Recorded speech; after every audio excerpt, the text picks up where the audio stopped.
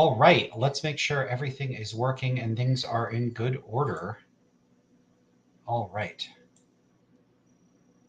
Gonna check a couple things, make sure things are working. I was probably on the wrong mic. Should be sounding a little better now. Okay. Hey, everybody. That was a bit of a rush to get started today. I hope you can hear me and that everything is working. And I guess we'll wait and see as people show up what's going on here. Hi, I see one person has waved at me, so let's say hello. Normally it takes a while for people to start coming in. I'm seeing some people pop in now. And let me do one thing real quick. Oh, right. And then I am going to pop up in the article that goes with this so you can check it out. This was an article that I wrote fairly recently. It's one of the longer articles. In any case, hi, everybody. Welcome to Lance Independent. I'm Lance. This is my channel where I talk about meta-ethics. I mostly talk about why I think moral realism is wrong. So I'm a moral anti-realist, but I also talk about metaphilosophy and a few other sorts of things. And today we're off to a kind of hectic start. The reason for that is that I just started a Discord server. And so you're welcome to go and join that and check it out. And so we have a bunch of focused discussions on meta-ethics and metaphilosophy. There's normative ethics there. There's consciousness there. You can talk about all sorts of stuff. And I was just getting into it with people in the general chat there. So it was a lot of fun. And I'm trying to bring some people over there to here and bring people from here over to there and try to get some synergy going. So I just posted a link there. So some of you might be from there, and I'm still getting things set up over there and getting used to, having a Discord server, running one, and really starting to build a community where people are able to talk to one another, and that your only opportunity to talk to me isn't just when I do these lives on Saturday. So, I got some criticism here. You believe realism in your heart, but don't want to admit it because you are a sinner. Yeah, I figured. Although if you weren't, that would be okay too. So so this is the channel. Today I feel a little silly. I don't know. Just because there was so much going on before I got here. Okay, so what I do, I've been doing these live streams, I think since January? So we're going on 6 months now. And I still feel like I've just started. But basically what I do is I had started a blog in the middle of last year, like in August or something. And on the blog, I had some criticisms of moral realism. I've articulated some of my reservations about the standard way in which meta-ethics is discussed and framed. In particular, I think there's too much focus on armchair analysis when it comes to assessing what people mean when they make moral claims. I see those as empirical questions. So my own background is in both philosophy and psychology. For those of you who are new and are joining me now, I could say a little bit about who I am and what I do. I have a background in philosophy and psychology. I did my undergrad in both philosophy and psychology. Then I did a master's in philosophy, then a PhD in psychology, which I just finished. And my dissertation is focused on the psychology of meta-ethics. So it's the psychology of how non-philosophers think about the traditionally philosophical questions related to the nature of morality, and in particular, whether they tend to speak, think about, or construe morality in terms of like a world of objective facts, the way you might think about scientific or mathematical facts, or whether they instead construe it in some other way, like an expression of one's preferences or an expression of an emotion or an imperative or some other sort of thing where it would either be true in some relative or contingent way or not true at all. Maybe, murder is wrong is just a way of expressing an emotion like murder, boo, or don't murder, or something that doesn't have propositional content. So that's the big thing that I focus on. And in particular, my work is focused on the question of, do non-philosophers have those sorts of views? For a lot of you, this is going to be redundant. But today, what I wanted to talk about is one of these articles on my blog, this particular thing that I see that comes up that takes us more into more broad metaphilosophical territory. So I'm going to pull up the article. Just got to find it first. Where is it? Still looking for it. And in the meantime, I'll say hi to whoever's here. I got another hello. What's up? Glad to have you here. If you're in the chat, feel free to say hi and start talking. I really like to have an active chat. I'm also going to, if people want to come onto the channel and talk to me, I'm happy to do that. We don't have to focus on me just monologuing at you all day. So if you want to come on here, please do. If you do, I'll send please let me know in the chat just so I know whether it's worth it for me to post the StreamYard link. And I just ask that I might ask you a couple questions before you go on, just to make sure that, you're not going to come on here and start screaming profanity or something. All right. So give me 1 second and we will get this done.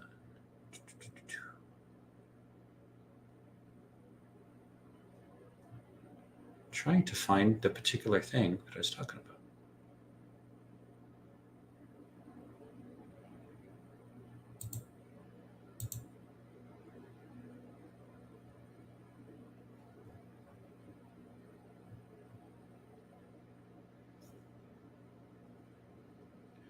All right, I see this question while I look for the thing I was looking for. What is a preference? Is that a question for me? Here it is.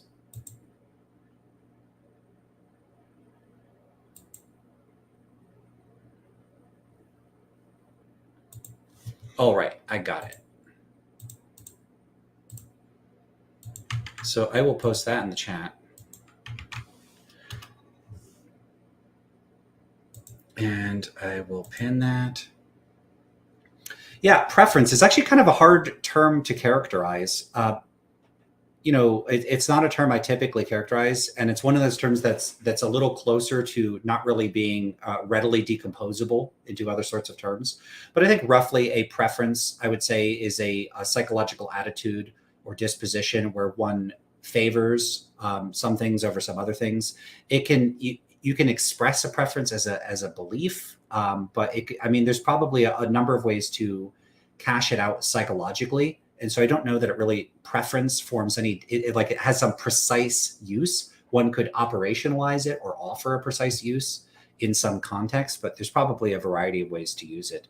I might have preferences that are unconscious. I might be disposed to act certain sorts of ways, and they're not necessarily reflected in any sort of explicit belief, like I prefer this over that.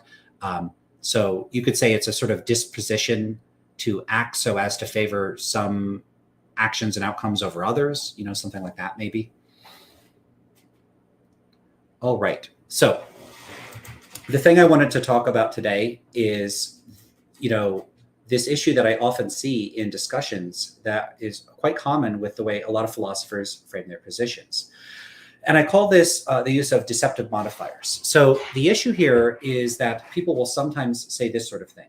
They might say something like, if you don't accept moral realism, then you can't really believe anything actually matters. Or if you're a moral error theorist or a moral anti-realist, then you don't believe in genuine value. Life has no real purpose. And so what you'll see is these terms that are serving as some sort of modifier: real, genuine, actual, really. So someone might say only the moral realist thinks things are really wrong. If you're a relativist or an error theorist, you don't actually think anything is wrong, not in a genuine sense, not in a real or an actual sense. So, they're using all these terms: actual, real, genuine. Now, a question you could ask is, what is meant in those contexts? Now, it could just be used to convey something like synonymy with the realist conception of what constitutes their view of value. So if someone thinks something is stance independently wrong, and then they say, well, if you're not a realist, then you can't think anything is really wrong. And they just mean you don't think it stands independently wrong. Notice something strange about that. If all they meant to say would be, and I'm not saying anybody necessarily is actually doing this, if all they meant to say is, that you don't share their conception of stance independence with respect to wrongness, why say you don't think things are really wrong? Why use that language? Well, imagine if I said, yeah, that person doesn't really, your spouse doesn't really love you, or your friend doesn't really like you, or we're not really going to go there. In those cases, there are substantive, practical, and normative and evaluative implications of what's being asserted. Like if that person doesn't really love you, then you might think, okay, so they're pretending to love you, or they might think that they love you, but they actually don't. So that could actually be cashed out in terms of it reflecting some facts about the person's psychology, expectations about how the person might treat you, things that person might do. It means something in that context. And it means something in virtue of the fact that that term is serving to indicate something that in its absence, you wouldn't otherwise be attempting to convey. And the thing that you're conveying can be cashed out in terms of differences in possible future experiences that the person could expect to have, or descriptive claims, even if they couldn't be verified in practice, that could, that are like attempts to describe and perhaps accurately actual states of the world that are distinguishable in principle. And so there's substance to someone saying that person doesn't really love you, or that person doesn't really care, or we're not really going to go there. If someone's told you they're going to go, hey, we're all going to go to this event, and then you made plans around it, and then you show up and they're like, yeah, we're not really going to go there. You would think that they had, for whatever reason, lied. Maybe they lied to your friends or your family, and really they're going to go somewhere else, maybe somewhere they aren't supposed to go. So that kind of language, that term really, or the terms like genuine or actually, can be used to modify the surrounding context of what's being said in a way that in a given context can be meaningful and substantive and have some sort of practical consequences. And yet, in the case of a realist saying that a moral anti-realist doesn't think anything actually matters, it's a little less scrutable what's being said. Like, what are they trying to say? Again, if all they're saying is that, well, the anti-realist doesn't think things stance independently matter, then they're just asserting a sort of tautology. It's like saying, oh, that bachelor is that bachelor is an unmarried man. They're just restating what the contents of the position are. So it doesn't amount to saying or doing anything of substance. It's just a restatement of the view. And so presumably they mean something more than that there is something to this notion of really or genuine or actually. Now, they could either account for what it is they're talking about, give an explanation of how you're not genuinely or really, but notice something about this. In everyday contexts, people use these terms in ways that carry all these practical implications. There are connotations and shading to what's conveyed that could imply something about the person. So if I say, yeah, anti-realists, they don't think baby torture is actually wrong, or they don't think baby torture is genuinely wrong, or they don't think baby torture is really wrong. What might you infer about the moral anti-realist? You might infer that relative to the moral realist, they're less opposed to baby murder or torture, or whatever I said, baby torture, I think. They're less opposed to it. They might be more likely to commit the action in question. They might be less likely to favor policies against it. They might be a worse person more generally. They might have worse moral character. There would be all these associations you might make about the person if you said, yeah, they don't really think baby torture is wrong. And all of those implications wouldn't actually be true of the anti-realist, or at least they're not logically entailed by the fact that the person is an anti-realist. I mean, it might be true about them, but that's not what's being, presumably not what's the intended meaning of they don't think it's really wrong. In other words, when a person says that person doesn't think something is really wrong, they're conveying, they're pragmatically implying that they don't think it's wrong in some sense that has practical consequences and impinges on the person's actual attitudes and behavior. And yet, none of that is logically entailed by being a moral anti-realist. All that's entailed by being moral anti-realist is that you don't think that things are stance independently wrong, that you don't think that they meet certain conceptual or metaphysical characteristics, so they don't have, like, the wrongness of actions doesn't involve reference to any distinctive types of stance independent or irreducibly normative metaphysical facts, or that it doesn't involve certain sorts of conceptual claims about the meaning of these statements aren't true. But it has no implications for the normative anti-realist, the moral anti-realist's attitudes or behavior or anything that they're disposed to do. So a moral anti-realist that doesn't think things are really wrong, the way that moral realists will say, could be equally opposed to the action, just as disposed to want to stop people from performing the action. In other words, they can have all the behavioral dispositions, attitudes, emotional states, character, everything else that the moral realist does. They just disagree with the moral realist about, among other things, the correct semantic analysis of ordinary moral discourse, or they might also disagree with certain sorts of metaphysical claims about whether or not that the semantics of ordinary discourse accurately describes some stance-independent moral reality. They might reject both of those claims. For instance, if they're an error theorist, they might think, yeah, people are trying to describe these objective moral facts, but there aren't any such facts, so people are wrong. But that is a thesis where you're saying, hey, when people are saying things, they're presupposing this metaphysical notion, and that metaphysical notion is false. And so those claims, insofar as they presuppose that claim, are false. Literally speaking, they're just false. That has nothing to do with that person's attitude towards torture or murder or anything else. It tells you nothing about whether that person, if they saw someone stealing, they wouldn't go, well, technically it's not a stance-independent moral fact, so I don't care. No, caring is consistent with anti-realism.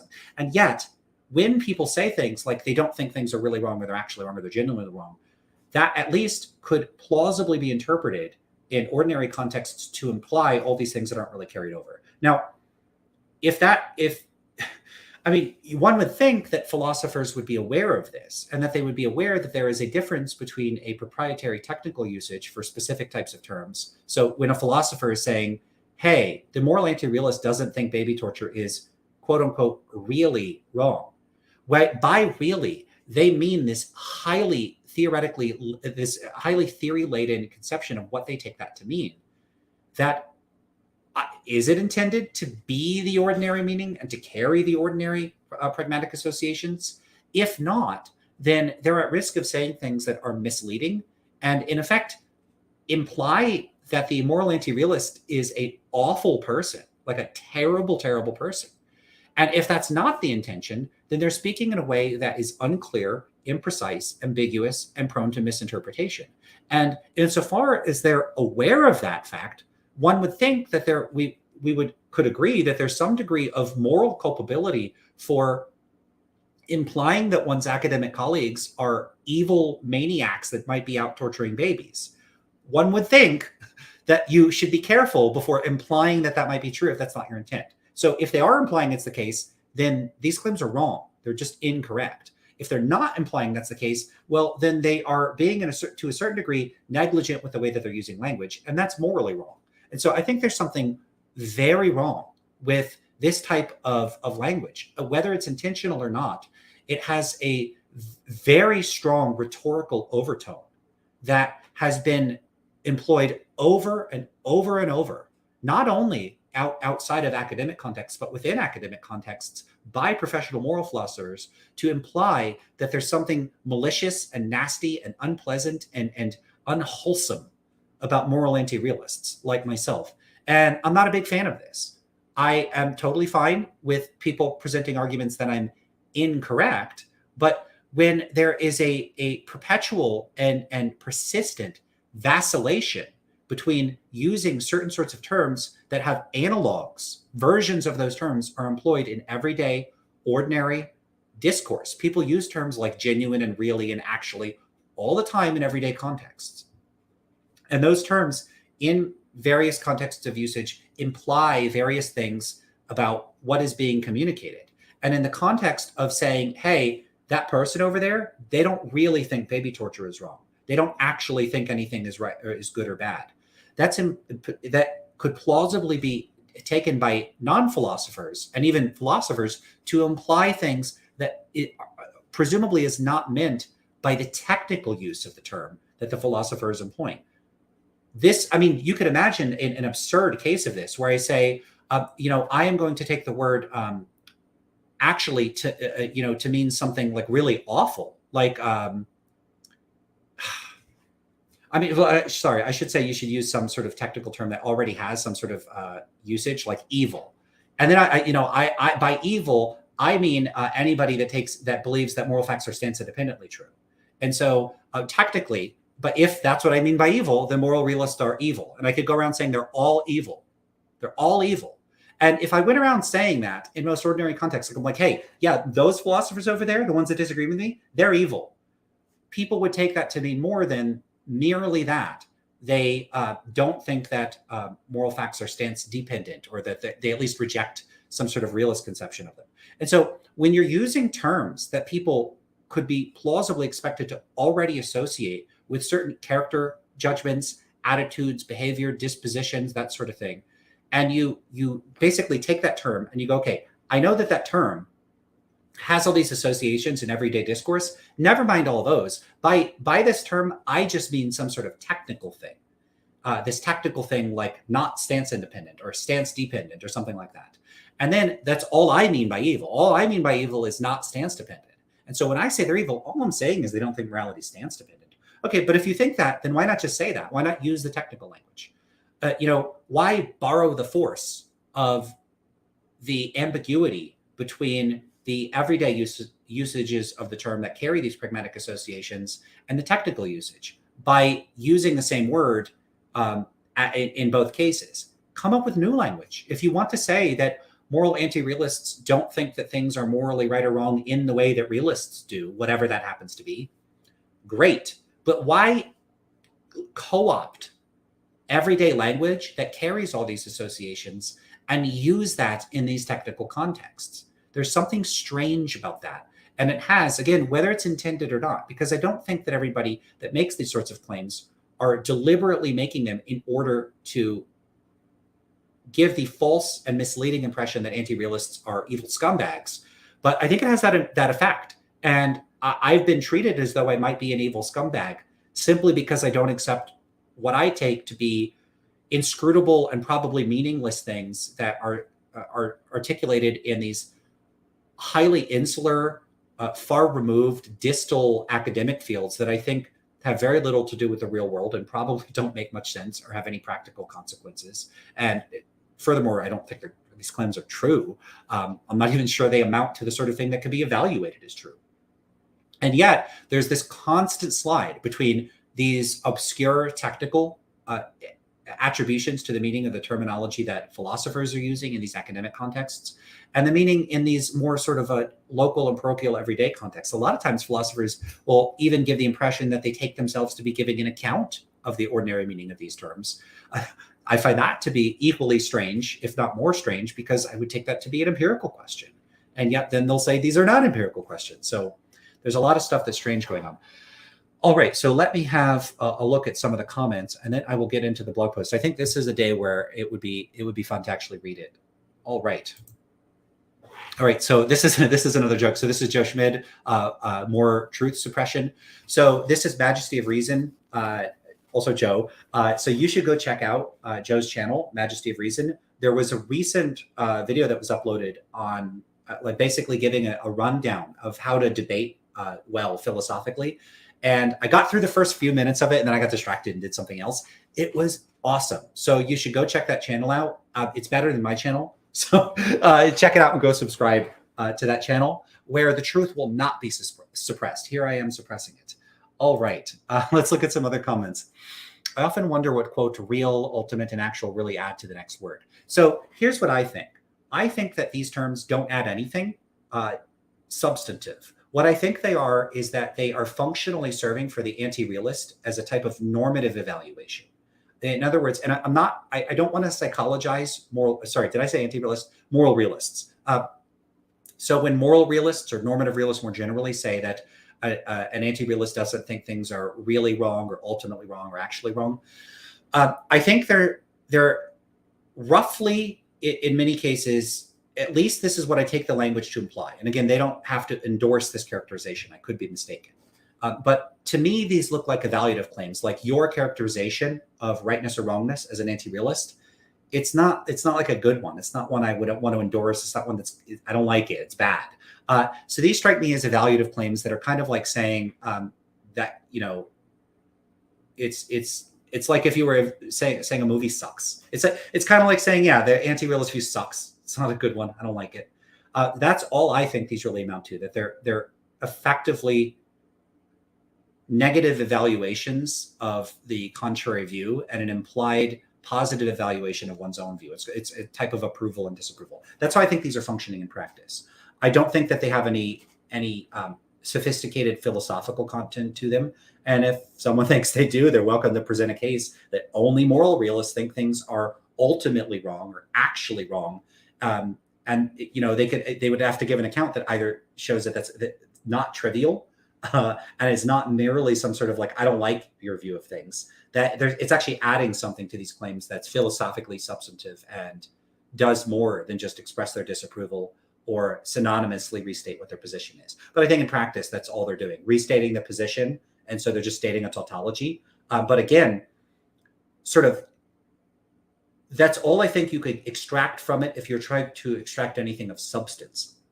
I think in practice, what these sorts of appellations do when you stick them onto a word, when you qualify good or bad by really good or actually valuable or or genuinely wrong or ultimately valuable. I think what those are functionally serving to do is to give the impression, and I think it's a misleading and false impression, that the contrary view, that there's something defective, there's something unappealing about it. But this is done in a way where one is simply using the modifier to smear rival positions in a way where you don't then have to explain why. So I think it's a way of, in practice again, it's a way of dissing opposing views without actually showing what's wrong with them. And I think that there's something philosophically unvirtuous about that. I think it's honestly, I'll just say, I think it's kind of ridiculous that people say these sorts of things. And what I would prefer for philosophers to do is cash out precisely what they mean in a way that avoids the ambiguity of using terms that already have numerous ordinary usages in everyday discourse that carry these kinds of pragmatic overtones. It's really important when you're characterizing a philosophical view in clear, precise, and rigorous terms to avoid what should be understood as straightforward and clear, high risk, vulnerable. Like, you shouldn't use language that is prone to people not understanding you the way that you intend. And yet philosophers routinely use terms that have some highly technical use on their the way that they're using the terms, but then they'll use them in a way where you're potentially misleading your audiences. And this is especially bad when this is done in front of an audience, and it's even worse when it's done in front of a non-professional audience that doesn't understand that by real or ultimate or actual, you mean something technical and sophisticated, and you're not just casting aspersions on some other view, unless that's what you're actually doing. And if that is what you're actually doing, why then try to dress it up in the appearance of some sort of sophisticated philosophical objection? You know, why say, my opponent doesn't think things are genuinely wrong? Why not say my opponent's view sucks?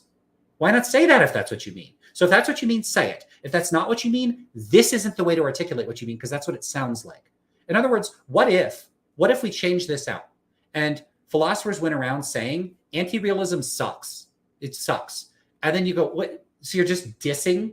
That's all you're going to do. You're just going to say opposing views suck. Why do they suck? Oh, no. By it sucks, I mean some substantive philosophical stuff. Okay, what do you mean? Okay, well, whatever they say, it's either going to be trivial and circular, just another tautology, or they're going to say, it's inscrutable, it's a primitive concept, it sucks in some unanalyzable and irreducible way that I really can't tell you. It just intrinsically has this property of suckiness, and it's sui generis, and I can't tell you what it means.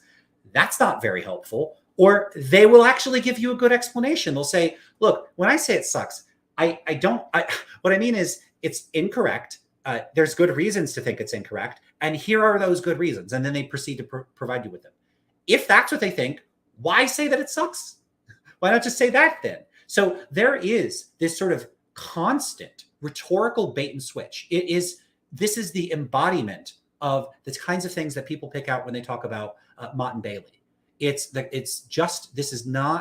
is a deceptive way to use language. Now, again, I'm not trying to impugn intent here. I'm not saying anybody's intending to use language in this way.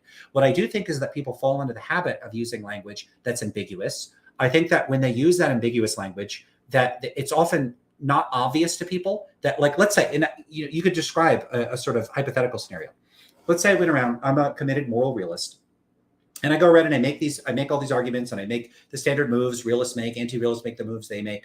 And, I'm really doing my best to make a clear, sincere, genuine argument. And then within that discourse, among the other things that I say, yeah, anti-realists don't actually think things are wrong. They don't really think baby torture is bad. And I make those sorts of claims. And then at the end of that discussion, the audience is like, wow, you kicked their ass. You showed that there's serious problems with their view. I reject the anti-realist view. They don't even think baby torture is really wrong. And I'm like, yeah, that's right. And, it's not necessarily obvious to me what I can't see inside their mind. I don't know what causal processes prompted them to change their view about the matter. If they were, sitting on the fence and now they're favoring realism, or they were an anti-realist and they've gone over to, agree with realists. I don't know exactly what caused them to change their mind. They might not even know. But something might, if they change their mind, something caused them to change their mind. It might have been multiple factors. Among those factors might be the implications. It might be that when you say these sorts of things, you heap unintentional stink. You taint the anti-realist perspective by making anti-realists look like douchebags. And when you do that, then someone might go, oh, I don't want to be in the asshole team. I want to be in the good guy team. And so that person hearing that could go, okay, I'm going to join the realist. I don't want to be in the asshole team. They don't think baby torture is really wrong. What kind of monster doesn't think baby torture is really wrong? And so you persuaded the person, you go, wow, okay, it must be that I'm presenting good arguments. So you don't have to be like, ha, ha, ha, doing that evil villain thing. I'm going to trick people. I'm not at all. I'm not saying that. I'm saying I think philosophers are wildly lacking in caution with the way that they speak about these things, that there is a just absurd inattention to pragmatics. There's an inattention to ambiguity. There's an inattention to being careful about how people are interpreting what one means. There's an inattention to the psychological factors associated with persuasion in these discourses. There's an inattention to to recognizing when what should be a sober, as much as you can be, just straightforward intellectual argument. I think there's an inattention to when that bleeds into and becomes hard to distinguish from rhetorical flourishes. And I think that philosophers routinely, and I'm sure that I do this too, fall into the habit of engaging in rhetoric and posturing and making rival views, like saying and doing things that imply rival views are stupid or wrong for reasons that are not strictly entailed by the language that you're using. And that a lot of these consequences, I think, are carried by unintentional pragmatic influences from the way that philosophers speak. And I think that philosophers go out and they do this and they don't even realize they're doing it. And I'm not saying that this means that there's something especially wrong with philosophers. I think philosophers are more careful than non-philosophers in most contexts. I think philosophers are quite good at tamping all this down. But I think it's so hard to tamp down that it's a bigger challenge than most of us realize. I'm not denying at all that I'm doing this myself. I think a lot of us are doing this. And I think we need to be mindful of this in these conversations. And I think it's unfortunate that there's a kind of dialectical asymmetry in the framing of realism and anti-realism that makes it very easy to make anti-realists look like terrible people. And I think it's just too convenient and too easy to fall into the habit of characterizing them that way. Okay, so I see a lot of comments here. So let's get into these. Are you aware of any other particular topics where people would say to people not sharing their view that they simply lack the concept? Yeah, there's one other case where this happens, and it's also a case where I'm a quietist about it, and I claim not to have the concept. Oh no, my headphones are running out of batteries. I'm gonna take a second to fix these up. So give me one moment. I'm gonna have to switch headphones.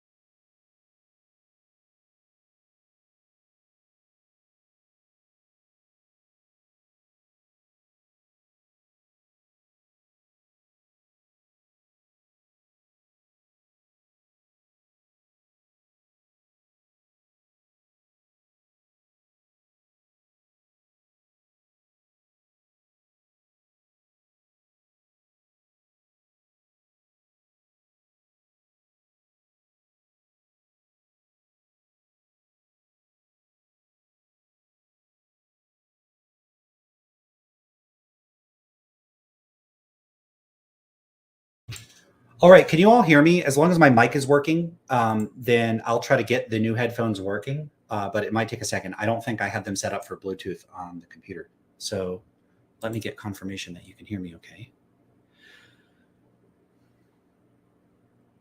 Can someone confirm? I just don't know what happened when I turned the Bluetooth off, whether it's still working or not. Okay, awesome. All right, so, all right. It'll be a little hard for me to type while I do this. Okay, let me address a couple questions and then I'll try to get working on this. That's too bad. I had just charged them, so I don't know. It seems like they're really quickly losing their charge, or maybe it wasn't plugged in all the way properly or something. I don't know. I'll get it sorted. All right. So yeah, the other case where this occurs is in a case of consciousness, and in particular, phenomenal consciousness. So, this is another view about which I'm a quietist. Pete Mandic has a paper on this called, it's about qualia quietism. So it's this view that the concept of qualia, or phenomenal states, is not meaningful. And Pete Mandic makes many of the same points. There's like this really close analogies to the way that the concept of qualia or phenomenal states is characterized in that paper, relative to the way I characterize it with respect to the types of terms and concepts that I claim are unintelligible in metaethics. And in particular, there's a variety of terms that people will use. But lately, I've taken to focusing specifically on irreducibly normative facts, or reasons. So when people will talk about reasons, or normative reasons in a philosophical context, they'll often talk about reasons that are in certain respects not reducible to descriptive facts. So the reasons in question aren't reducible to, for instance, on my view, a good way to make sense of reasons. I'm not saying this is the correct account of how ordinary people speak or anything like that, but I try to make sense of reasons if I use reason talk in a technical context to convey a view about consistency relations between means and ends. So, if I say, that person has a reason to do it, I could roughly cash that out in terms of, well, there's a descriptive fact where it would be consistent with a particular goal to act in a particular way. And then there are facts of that kind, and you can make sense of reasons in those terms.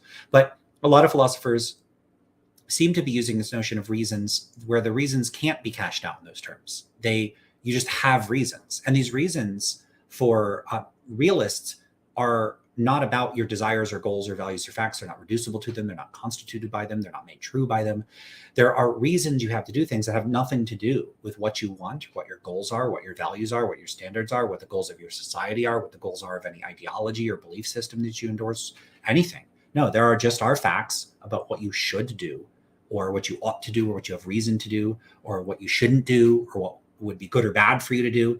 And they have just nothing to do with your goals or interests, or anybody else's goals or interests. They're not true or false relative to any particular stance. And they're not made true by any particular stance, neither yours nor anyone else's. You just have reasons. So I don't think that makes sense. I don't think that those terms, and I don't think when they're using reasons talk in that way that it's meaningful. And this has caused me a lot of trouble, because I don't know too many philosophers that endorse this sort of view. I have had people say that maybe it does make sense and it's just me. So a few things just to clear up about that. Some people will interpret me to be saying something like, I don't understand it, so it doesn't make sense, or I don't understand it, so it's not meaningful. That's ridiculous. I don't think that. I don't think if I personally don't understand something, then it can't be understood. It's a bizarre thing. I don't think I've ever said that. And I certainly don't think that. I'm sure I've probably said quite the opposite repeatedly. But people still want to say that. No, I'm not saying that. So what I think is that as a result of people's, the way that people think and speak in certain contexts, particularly those, at least in cases I'm most familiar with, in certain academic philosophical contexts, that people can be inducted into linguistic sub-communities. And this is, I think, true, at least in my case. I suspect that this is true of certain discourses within contemporary analytic philosophy, where the discourses are so removed from practical, everyday, and real-world considerations that a lot of the language becomes increasingly disconnected from the rest of the way that we think and speak outside of those contexts. And I think that in these contexts, people can spin up and drum up this sort of terminological house of cards, where all of the words end up building this interconnected web of mutually interdefining terms that never bottom out or connect with the rest of our language or the rest of any other sort of, they don't bottom out in practical differences in the world. They don't bottom out in anticipatable states of affairs. They just aren't connected to anything else. It's a kind of closed linguistic loop that never connects with anything else. And I think that this does happen within certain philosophical communities. And so you end up with these people using reason. Oh, what's a reason? A reason counts in favor. What does it mean for it to count in favor? It means it's good. What's it mean for it to be good? It means you have a reason. So you get these closed loops. I like to call them terminological Mobius strips, where none of the terms ever bottom out in anything that makes any sense. But when enough really smart people use these terms for long enough and they publish papers on them and they use them within these subcommunities, that can create what I take to be a kind of intellectual mirage that something substantive is being said even when it's not. So I think that's going on in contemporary analytic metaethics. I think that their use of the term normative reason is literally meaningless. And when I say that, I am not saying I don't get it. I'm saying I do get what's going on. I think what's being said is nonsense. And that in virtue of understanding that it's nonsense, I don't have the concepts that they have because there are no such concepts to have in the first place. And an implication of that is that they don't have the concepts. And I take this to be, at least in part, an empirical hypothesis about my and their psychology. I'm not just making a claim about my own psychology, and I'm not making a claim about the metaphysics of the world where I am inferring from the mere fact that I don't understand something, that there isn't something to be understood. I'm making a claim that is appealing to broader sociological and psychological and metaphilosophical considerations about the nature of language, about the practices of academic philosophers, and I'm appealing to a broad array of considerations and to make what is a broadly abductive case. So it's not easy for me to put forward any sort of like premise, conclusion, syllogism that can show that the concepts are meaningless. I think that the problems here are much trickier than that and more diffuse, and that you need to do a lot of work to really make the case that there's something funky going on in much of contemporary analytic philosophy. I think it is able to generate these inscrutable quagmires of nonsense, much the way I think a lot of continental philosophy does. And I think that this occurs, we could probably identify instances of this sort of thing occurring in other fields. Probably we can identify it occurring in religion. We could probably identify this occurring in various pseudoscientific areas. So you could, it wouldn't surprise me if a lot of the terminology used in, I don't know, people that talk about various types of magic or paranormal or I don't know, homeopathy, that, you just get these closed loops of nonsensical technical sounding language. A kind of goofy example would be the kinds of things that are said on Star Trek, where they're like, the positronic wave fluctuator is destabilized and we need a quantum harmonic oscillator to restabilize it. So you can come up with this sort of, it would sound to someone that doesn't know anything about science or whatever, exactly like if actual engineers were talking about the actual propulsion system of an actual spacecraft, because it's just technical sounding. So it's like the old Charlie Brown words, like you don't even know what's being said. But if you were to actually talk to one of these fictional Star Trek engineers and say, okay, wait, what is a harmonic positronic wave oscillator? They wouldn't be able to tell you because it's just babble, it's gibberish. It doesn't mean anything. So I think entire populations of people, often these aren't very large populations, these are sub-communities, can engage in gibberish discourse and not realize it. Now, a lot of people see that as potentially, at the very least, there's a few things you could say. Sometimes people just say, well, you don't understand it well enough. Well, I study this. I studied it for a while. I have conversations about this constantly. So it's entirely possible. And I have some blog posts talking about this. One hypothesis you could have is some people have access to or can understand concepts that other people don't have access to and can't understand. There are various types of brain lesions that a person could have. You could have a certain type of agnosia. I could have brain damage at some point in my life, and I can't process faces. So you see a person's face and you can't put it all together to recognize their face.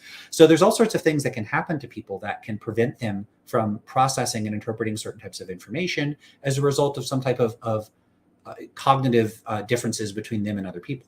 So one hypothesis you could put forward is that I'm a cognitive anomaly and there's just something wrong with me and I don't get it. Now, that would be, I think, especially plausible if we had good reason to believe that when you explain this stuff to people, that most people are like, I got it. Oh, that's obvious, of course, or something, something like that. Maybe it's technical, maybe it's difficult. It could be that people that intensely study this a whole lot, they get it. Now, that could be leveraged into an argument to say, well, most of the people that study this in philosophy, they do get it. But I over the past few weeks, I've been posting a blog series. It's a 9-part blog series. There's a lot to it, called the Fill Papers Fallacy, where I argue that there are very good reasons to doubt whether philosophers have, at least I should say, contemporary analytic philosophers have the type of expertise where it would be reasonable to say that if most of them think something is true, that's really good evidence, or even especially strong evidence. I think it's at best extremely weak evidence that whatever they say is intelligible or meaningful or true actually is intelligible, meaningful, or true. And one can draw on comparisons between philosophers and people in, say, biology or chemistry or physics. In the latter case, we have external means of corroborating the expertise of the people within those fields. And I don't think that we have similar means of corroborating the expertise of philosophers. Now, I grant, and what I talk about in that blog series is that philosophers can demonstrate expertise at their ability to evaluate the validity of an argument, or, you know, to construct arguments, or to, you know, to just accurately describe the history or of particular philosophical positions or the views of people historically. So they could have certain types of expertise about the literature, about their field, about how logic works, about how arguments work. That doesn't necessarily mean that philosophers are experts at being correct about philosophical positions, or recognizing when they've fallen into the sort of the unfortunate situation of having conceptual or linguistic confusions. I don't, you know, when have philosophers demonstrated that, and how would they demonstrate that? And is there any agreement that they have those abilities? And if so, when has that been established?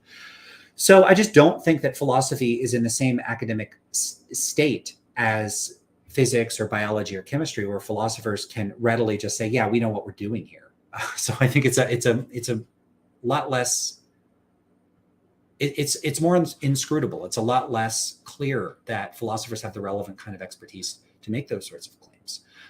Now, some of the points I raised there are, for instance, among other things, philosophers are routinely appealing to judgments or intuitions, or judgments about their evaluation of cases, and other sorts of claims, often claims about how people think, what people mean, what certain sorts of sentences or phrases or terms mean. However, when you look at the demographic characteristics of the people doing this, these are people that are mostly reading works in English, studying works in English, native English speakers. They might only speak English, and they're evaluating sentences and terms and phrases in English. So you have this, you know, extremely linguistically homogeneous discipline. Analytic philosophy is, you know, predominantly it's an Anglophone field. That doesn't mean everybody is exclusively an English speaker. Of course, people from different languages and cultures and backgrounds and parts of the world study analytic philosophy, but there is a demographically highly unrepresentative body of thinkers within the field. If you look at, for instance, the 2020 Phil Paper survey, which was sent out to analytic philosophers and asked a bunch of questions about people's views framed in terms of analytic philosophy, which is something that the people that constructed and wrote up the report themselves readily acknowledge. They say, hey, one misgiving some people have about the questions we're asking is that they're coming at things and they're framing questions in a way that presupposes a highly specific, narrow view from analytic philosophy. So the questions are framed in a way that is distinctive to analytic philosophy, and this can be alienating or difficult for people with a continental philosophical background or someone from other different philosophical backgrounds from around the world. They could feel alienated by these questions. These are questions for analytic philosophers. This is not how we would frame things. This is not the wording we would use. This is not the structure we would use. This isn't the set, like I have to pick between A, B, and C, but these aren't the categories we would use. We would carve up the conceptual distinctions differently, or we would ask fundamentally different questions. So what you have is a discipline where the people in that discipline are largely operating within this highly homogeneous linguistic space. They're dealing with, for the most part, one language. You get a little bit of Latin, some stuff thrown in there, but we're talking largely just one language. And then they are culturally distinct from most of the rest of the world, for the most part. Again, we're talking about broad population level differences, but by and large, analytic philosophy is characterized by people that are mostly from or working within and have read the traditions and works within the Western philosophical corpus, and they are predominantly from weird cultures. These are Western educated, industrialized, rich, and democratic cultures. And Heinrich Heine and Norn Zion's research has shown that people from these cultures tend to be psychologically outliers with respect to the rest of the world's population. And so you have a population of people that are psychologically very different from the rest of the world's current population, much less historical populations, which, you know, we can't determine exactly what the psychology of people was like 1,000 years ago or 3,000 years ago, but there's no reason to think it was particularly like weird psychology. If anything, it was very likely to be quite a bit different. And so what you're dealing with are the introspections and reflections of people from a psychological outliers, but they then receive training in this highly insular discipline where they are, they self-select into it. So if there are any psychological differences between the kinds of people that choose to become philosophers versus those that don't, those are going to get carried over into the field. Then they're going to enter into a field where they're inducted into a sub-community where they're trained to think in particular sorts of ways. It would be shocking if philosophical training didn't change the psychology of the way people think about philosophical questions. And so they're changed by the very discipline that they engage in. And so that already makes them outliers with respect to weird populations. And then if they're self-selected on the basis of psychological differences, then they were already outliers when they started. And so you have people that, with respect to the rest of the world's population, were already mostly, on average, psychological outliers. Then they're trained on a corpus of material. And then they choose to go into a discipline where the act of choosing is plausibly reflective of psychological differences between them and people that don't choose. So now they're outliers among outliers. And then once they do, they're inducted into a way of thinking that is largely from the Western corpus. And so it further reinforces those weird characteristics that were already present and whatever characteristics are distinctive of academic philosophy in its present contemporary analytic philosophical form. And so what you have by the end of a person's training are people that are so unreflective of the way the rest of the world thinks that it's kind of ridiculous. They are outliers among outliers among outliers among outliers. And then these people will introspect about how they use words in English and then generalize from how they use words in English to how everyone in the world thinks about everything. It's ridiculous. It's ridiculous. And, experimental philosophy has been around for, 20 years now, trying to raise this point, saying, hey, people around the world aren't necessarily going to think the way that philosophers do. We don't even have good data half the time that people in the United States think like philosophers from the United States. And yet philosophers will routinely say things like moral realism is the common sense view.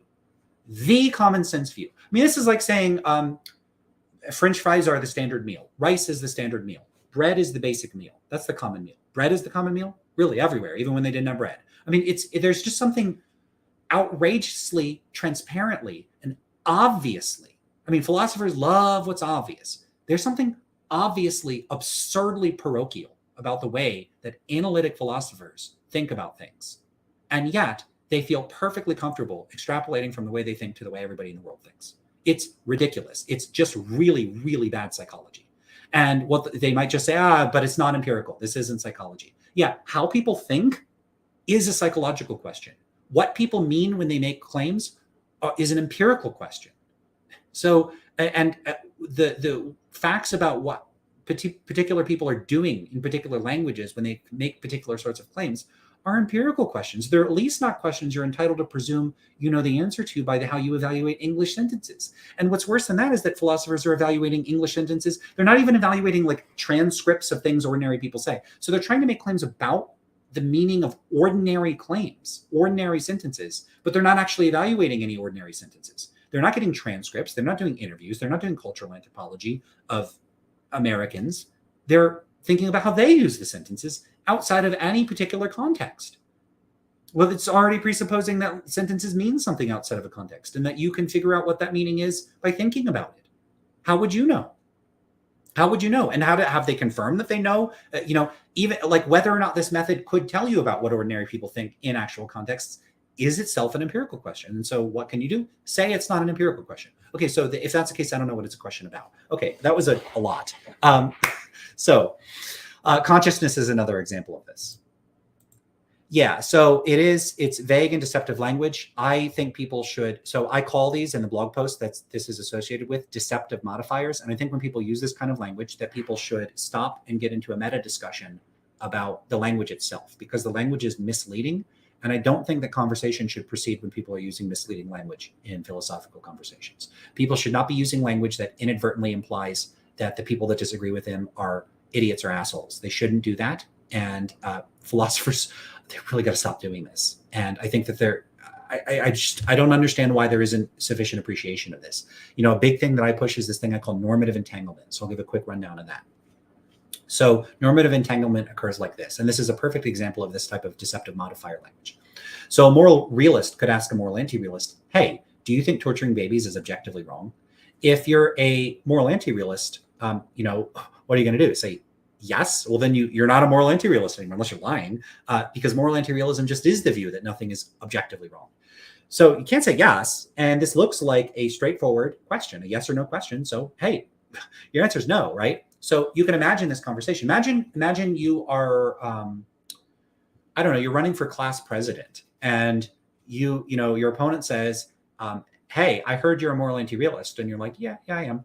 Okay, so, answer this question for me. Do you think it's objectively wrong to torture babies just for fun? Yes or no? You can't say yes. So your only option is to say no. Now just imagine the conversation. Do you think it's objectively wrong to torture babies for fun? No. Imagine what an audience would think you're saying. They think you're saying, yeah, I don't care if you torture babies. So this should be obvious. It should be obvious that's how an audience is going to take it. And so if, as a moral realist, you want to know whether the person rejects moral realism, why not say, hey, do you reject moral realism? Why frame it in those concrete terms? If the implication of this is that it's going to imply to an audience things about the moral anti-realist that are not true.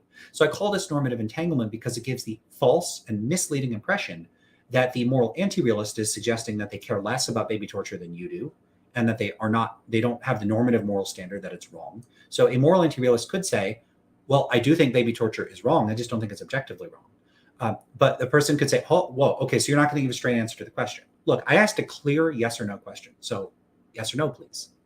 Is it objectively wrong to torture babies for fun? They could just do that until you say no, and then go, see, looks like you're a scumbag. Looks like you're okay with baby torture. So I think it's obvious that this is an implication of the language. We can also empirically test this and find out. But just imagine the audience. Try this out on people yourself and let me know what kind of reactions you get. But if I'm right about this, and this is the kind of reaction that people have, I think that it's a problem for moral realists to not be careful in the way that they discuss anti-realism. They should be careful and mindful not to give false and misleading impressions that anti-realists are scumbags. I've said that enough times now, so let me get to some more remarks. All right. Yeah, I mean, a lot of times I use words and they're a bit superfluous. So this person said, funny that I used really in that sentence, but I kind of think they don't add anything. Now I'm catching up to stuff from like 30, 40 minutes ago. Let's see. Here's a conversation. Would it be possible to organize a conversation on Discord or YouTube between you and someone I know? Just message me about that and we'll figure it out. You could do it in the comments for this video. It just depends where, just get in touch. There's a bunch of ways to get in touch with me. All right, let's see what else we got.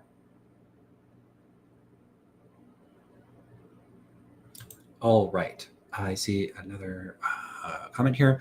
Coming to a conclusion where I went vegan contributed to me developing an anti-realist perspective. The fact that seemingly parsed out totally different perspectives and seemingly TBD continued hold beliefs that contradict and simply just believe things based on their cultural context. Of course, this doesn't in itself mean there isn't more realities, but definitely contributed to my point of view as an anti-realist. Do you think that vegans are more likely anti-realists? I think that's an ironic possibility. Ironic since it's actually taking a moral stand most don't take.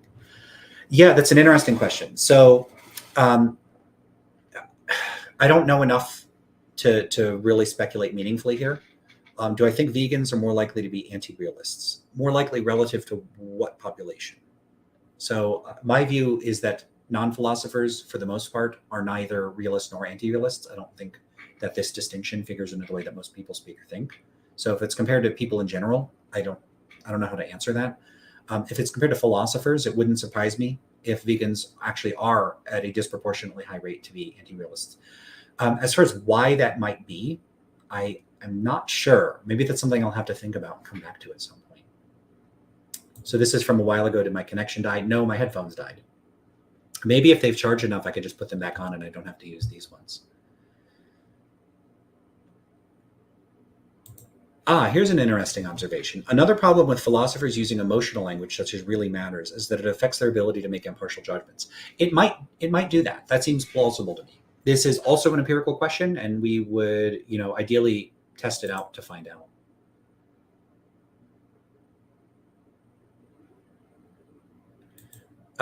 Yeah, it's called semantic holism. Are you a semantic atomist? I'm not sure if you're asking me, then you just have to cash out what you mean by those. I don't know.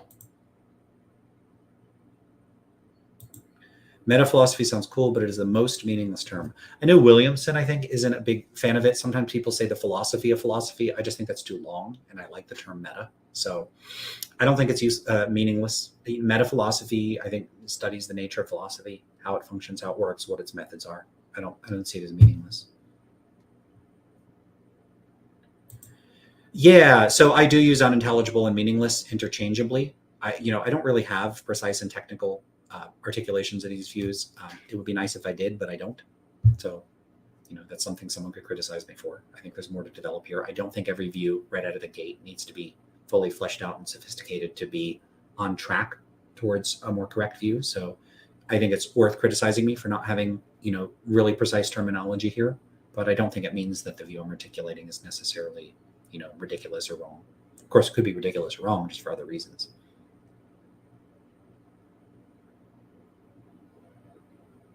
I think the meaninglessness is easier to defend than their unintelligibility. Yeah, I guess that would just depend on what you take the difference between those to be. So if you have a difference in mind, I'd like to hear what that it would be, because it'd be cool to start drawing distinctions between, for instance, you can distinguish between something being self-contradictory, and something not having sufficient content to evaluate as true or false. I think of like nonsense poems, so like the Jabberwocky or something like that, where the language is just nonsense words like the slithy toves. There's no contradiction in, hey, I have slithy toves, or the Momroths are outgrabe. What's the logical contradiction? Are Momroths by definition incapable of being outgrabe? Okay, then there would be a contradiction. Like there's no way to evaluate these words because they're just meaningless. Whereas if someone said square circle, that's a different sort of thing. It seems to have inconsistent properties. It both has four sides and does not have four sides, and that seems meaningfully different from slithy toves. So there's distinctions that I'm sure exist in the literature and that people have carved out, and I haven't navigated that space, substantively enough to really know where I stand with respect to these sorts of distinctions.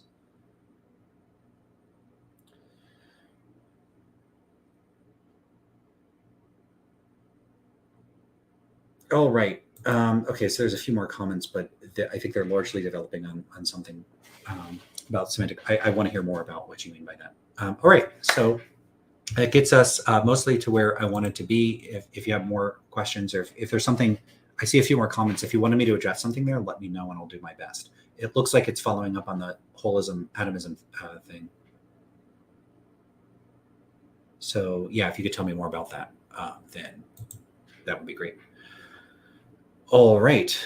So I think I will read the article that I had written. I don't know how long it is. Let's see.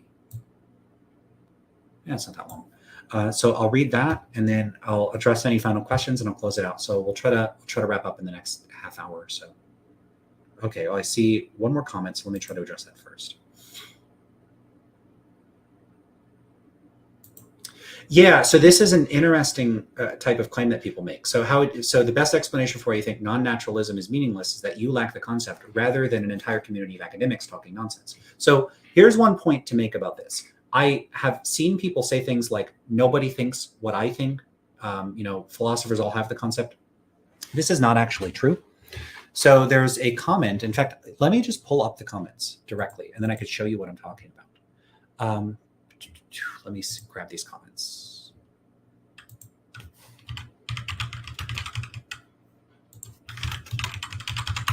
Oh my God.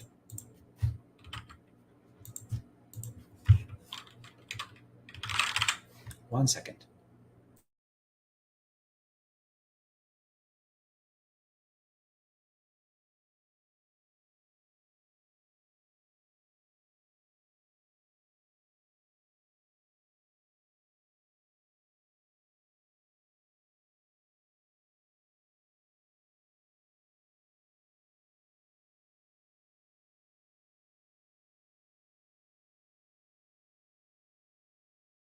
I'm trying to find the quotes, and I'll pull them up when I can locate them.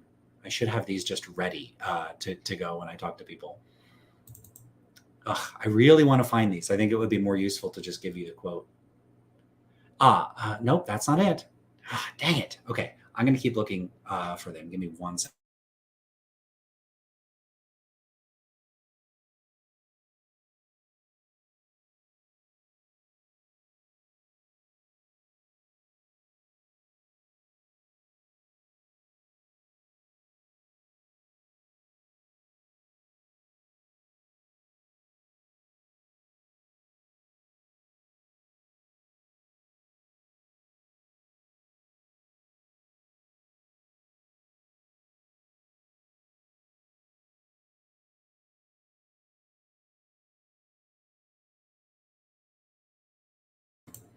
Yep, I can't find the quote. That is ridiculous.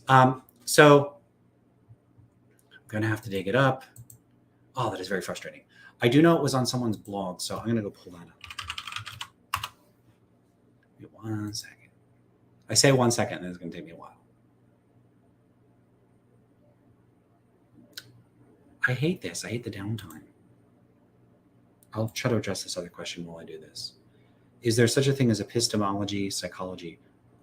I'm not sure what do you mean by that? Epistemology, psychology? If you could clarify what you mean, I'll do my best to address that.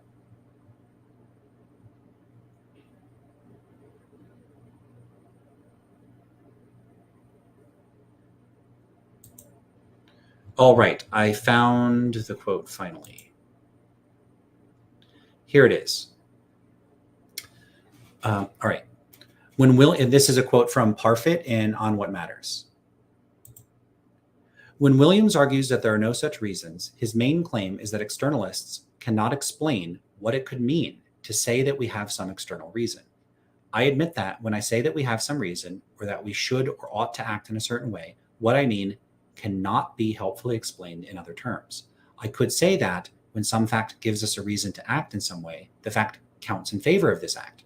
But this claim adds little, since counts in favor means roughly gives us a reason for. Williams suggests that the phrase, quote, has a reason, does not have any such intelligible, irreducibly normative external sense. When he discusses statements about such external reasons, Williams calls these statements mysterious and obscure and suggests that they mean nothing. Several other writers make similar claims. Bernard Williams is one of the most prominent moral philosophers. R.M. Hare purportedly, J.L. Mackie attributes to R.M. Hare the claim that he didn't understand what people mean when they talk about the objectivity values and doesn't know anybody that does. And that's it's page 21 of Ethics Inventing Right and Wrong by Mackie. And that's an attribution to R.M. Hare, who, again, one of the most prominent meta-ethicists of the 20th century. So, people will say, maybe it's just you. It's not just me. These are two of the most prominent moral philosophers of the 20th century. So I am in good company. When people say that nobody thinks this, it's simply false. It's just false. So, and these, by the way, were prominent, extremely prominent. These are basically within the field of metaethics or moral philosophy more broadly, famous people that wrote prolifically and were very well known and are highly respected. And they said, yeah, I don't know what this means. And again, look at the language again. So again, this is something from Parfit about Williams. When Williams argues that there are no such reasons, I have to emphasize this. His main claim is that externalists cannot explain what it could mean to say that we have some external reason. So when I say that I take it to be an issue that moral realists that appeal to this notion of reasons can't explain what they mean, I don't take that to decisively entail that the concepts in question are meaningless or nonsensical or unintelligible or whatever other phrasing you want to use. But I do take it to be a cause for concern. And apparently so does Williams. So I am not the only person that thinks this. Now you could say, okay, well, there's just a couple of you. We don't have survey data on this. And we also, there are a variety of concerns for why people with my point of view might not want to persist in a highly insular field with, at most a few hundred, maybe a few thousand people, if our views are treated as brain damaged for not sharing the concepts that the people themselves can. Look what Parfit goes on to say. I admit that when I say we have some reason or that we should or ought act in some way, what I mean cannot be helpfully explained in other terms. So they're using these terms and they can't explain what they mean. So why, when I ask moral realists what they mean by a reason, do they say, oh, it's something that counts in favor? If they already know, then I'm going to go, yeah, that's a synonym. You're not telling me anything. So it's like someone saying, what's an A? An A is a B. What's a B? A B is a C. What's a C? A C is an A. Give me something more than that. And you could say, all language is like this. Bullshit. If someone said, what's a fire? I could show them a damn fire. You could put your hand on a hot stove if someone says they don't understand what hot means. There are practical consequences to the way that we use other terms and language. We do stuff with the language. And I don't think that the kinds of concepts that they're talking about, these external reasons. So imagine you have a reason. So you're going about the world, you're going about making decisions, right? When I make decisions, when I voluntarily act, I try to act in accordance with what I take my goals and values to be. I'm trying to get shit done. I'm trying to do something. I'm trying to succeed. I'm trying to win. I'm trying to achieve my goals. Someone comes along and says, hey, there are facts about what you should do that have nothing to do with your goals. You should do this other thing. It could be anything. It could be screaming at tables. It could be slamming my face into a wall. It could be painting everything blue. Okay, well, I don't want to slam my face into a wall. I don't want to paint things blue. So what are they going to say? Well, but you ought to, independent of your goals. Okay, well, I only act in accordance with my goals. I don't give a shit about something that's not connected to my goals and desires in some way. I don't care. And further, I won't act in accordance with it. It's not even that I don't care. I'm not sure I can care. Like, how would I act in accordance with things I don't want to do? How would I do it? How? If there's a method to do it, let me know. I act in accordance with my goals. I don't have the goal of complying with external reasons. So the concept strikes me as empty. It doesn't do anything. It seems like empty words. I think it's just nonsense. And here you have Parfit, the hero of many moral realists, who just is like, yeah, I don't know how to explain what this means. And I could give you the terminological runaround, but I know it's not going to get me anywhere. So if Parfit says that, and then I, go on YouTube and I go on my blog and I say, hey, realists have these terms that they just get into these empty terminological loops that can't explain what they mean. Why am I giving a bunch of crap about it when Parfit says this? It's ridiculous. So Parfit says this and then, takes the terms in question to be meaningful. But his colleagues and friends, and these are people that he spoke to that were friends and colleagues of his, that they have long conversations. These are people that are steeped in analytic philosophy and in tons of training in the field. And they have these conversations face to face and they say, yeah, I think it's nonsense. Furthermore, look at the language. Look at the language that is used here. So I'm going to start it from the beginning, because it's really important to emphasize that I am not the only person saying this, and I'm not the first person to say this, and that prominent philosophers have been saying this for a while. Sure, there's not a bunch of published papers on this, but it's pretty dang hard to publish a paper saying, yeah, my colleagues are talking nonsense. It's hard to articulate this. And whatever factors are causing this to not be published in papers, maybe that's because the arguments suck, maybe because that's really implausible. But a lot of the dismissiveness that I've seen directed at these views seems hostile and reflexive and really, really dismissive. And people can be dismissive as they want. I am not going to stop pressing these arguments unless they give me good reasons to think I'm mistaken. I'm not going to stop. I think that what they're saying is nonsensical, and I'm going to keep saying it, and I'm going to keep learning more about language and, sharpening the distinctions that I'm drawing and the criteria and standards that I'm employing here. To keep building this case and making a stronger case unless and until someone can show me what I'm mistaken about. And all the dismissiveness in the world, maybe someone's hoping it's going to discourage me. It is not. It's not discouraging me. I think I'm onto something here. And I think that this is the tip of a broader philosophical iceberg. I think tons and tons of analytic philosophy, when we start scrutinizing, and I think this is going to be equally true outside of metaethics, when we look in normative ethics, and I think when we look in epistemology and metaphysics, I think it is going to be riddled with exactly the kinds of conceptual and linguistic confusions that Wittgenstein was talking about. And I think that so much of the field is just a bunch of vacuous, meaningless verbiage.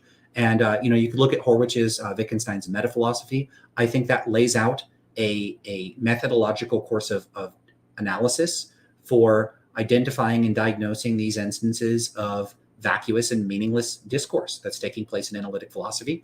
I think analytic philosophy has done a good job of dressing up its content in seemingly substantive precision and rigor and clarity. But notice the whole thing that prompted this is this use of deceptive modifiers, which I take to be anything but precise and clear and rigorous. I think that a lot of philosophy, analytic philosophy, relies on ambiguity to make rhetorical points.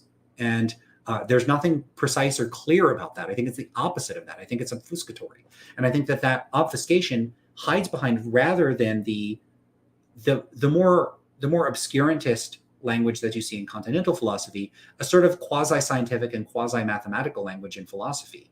It's a kind of pseudo-rigor and pseudo-formalism that gives the appearance of substance when there's no such thing. And I think that makes it all the more insidious when it's empty and vacuous, and when people are saying things that aren't meaningful. So yeah, I am not discouraged by people telling me that I'm wrong about this in ways that I think are dismissive and empty of substance with the criticisms. If you have a good criticism, present it. Telling me maybe it's just you, it's not convincing. And one of the points I want to make here is it's not just me. And you will find more and more people that are not publishing in contemporary analytic metaethics that will be sympathetic to the points that I'm raising and are equally scratching their heads going, what the hell are you talking about? And I think a lot of people are discouraged from even considering that because they might be thinking to themselves, well, these are a bunch of professionals with high degrees and they sound really smart and they are really smart and they're really well trained and they're really good at logic. They must know what they're talking about. But the mere fact that a bunch of people think that they know what they're talking about and claim to know what they're talking about does not mean that they do. And I think that we need to get over this sort of a deference to philosophical authorities as though they're beyond reproach and that what they're saying just must be substantive and meaningful. I don't think that that's good enough. And I think that a lot more needs to be said here. And I think that there's a lot of questions you could ask. Okay, well, if they're such experts, how do they develop their expertise? What exactly is the training? What methods are they using? How do we know those methods work? Are they using the same methods? What did they agree that they're using the same methods? I think a lot of the answers to these questions are going to be totally up in the air. It's not going to be clear what the answers to these are. And I think that the same would not be true in physics or chemistry or biology. If you want to find out if a person in chemistry knows about chemistry, you could ask them to make solutions. You could test them. You could figure out if they could actually do something with their knowledge of chemistry. But can you do that for philosophy?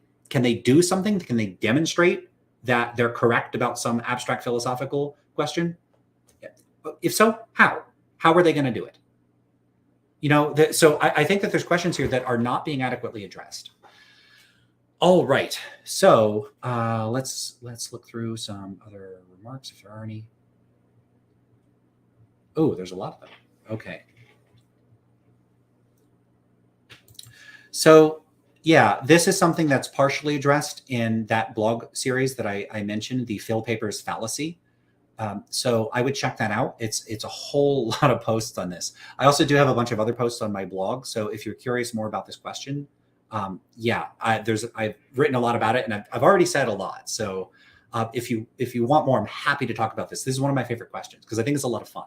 And I do have an upcoming blog post where I speculated about all the possible ways in which I could be wrong about this stuff. I certainly do not think this is some kind of settled case where I know I'm right and I know they're wrong. I do not think that. So I think it's certainly possible that contemporary analytic metaethicists, that what they're talking about is meaningful, and I just don't grasp it. I don't think it's particularly likely, but why would I continue saying and doing the things that I'm doing if I did?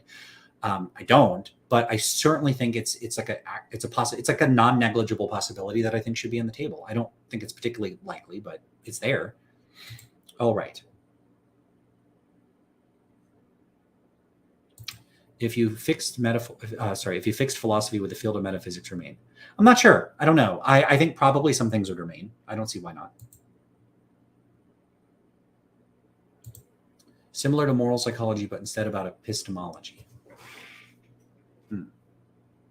Yeah, there's certainly research on that. So, among other things, that's some of the earliest work on in experimental philosophy. So a lot of the work, I think a couple of the early studies didn't replicate, but there's a big literature on how non-philosophers respond to questions about knowledge. I don't know how much there is on justification and other epistemological concepts, but there's certainly work on that. So I would look into that, like experimental philosophy of epistemology. If you check Phil Papers, that has a big archive that's organized, and you should be able to find specific categories for experimental philosophy related to this. And not all of the work on this is potentially falls under the within the ambit of experimental philosophy proper, but there's going to be quite a bit of research on how people go about forming beliefs and that sort of thing. So some of it's going to be experimental philosophy. That's just a place to check, but there's going to be other places too. Yeah, in other words, psychology of epistemology. Yeah, sorry for me not seeing that as clearly what you meant. Yeah, there's research on that.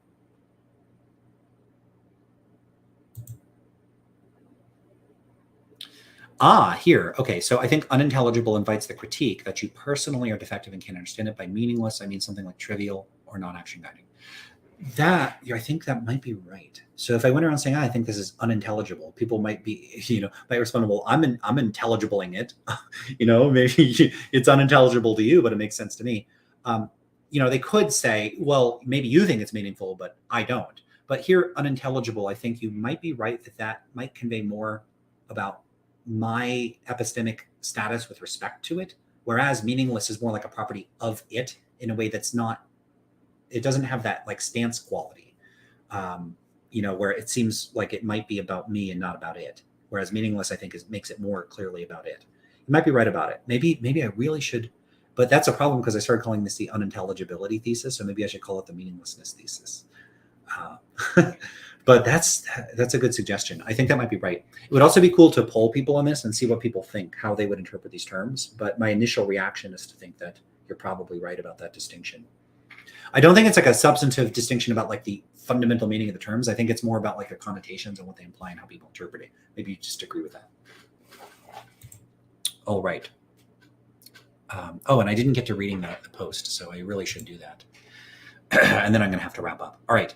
Non-naturalist realists try to get this action guiding oomph that naturalist realists don't have, but I think you can persuasively argue that this doesn't work. Yeah, I do think, and I think this is an underexplored feature of my own criticisms, although I have raised this concern before, is this problem of, these, in fact, I just brought it up a little bit.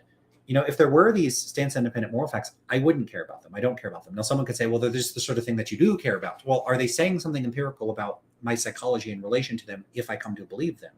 Are they saying if I believe these things, I will be motivated? If someone wants to wed themselves to some type of motivational internalism, they're welcome to it. They're welcome to show that as a matter of empirical fact, there are certain sorts of beliefs that when people have them, they're motivated.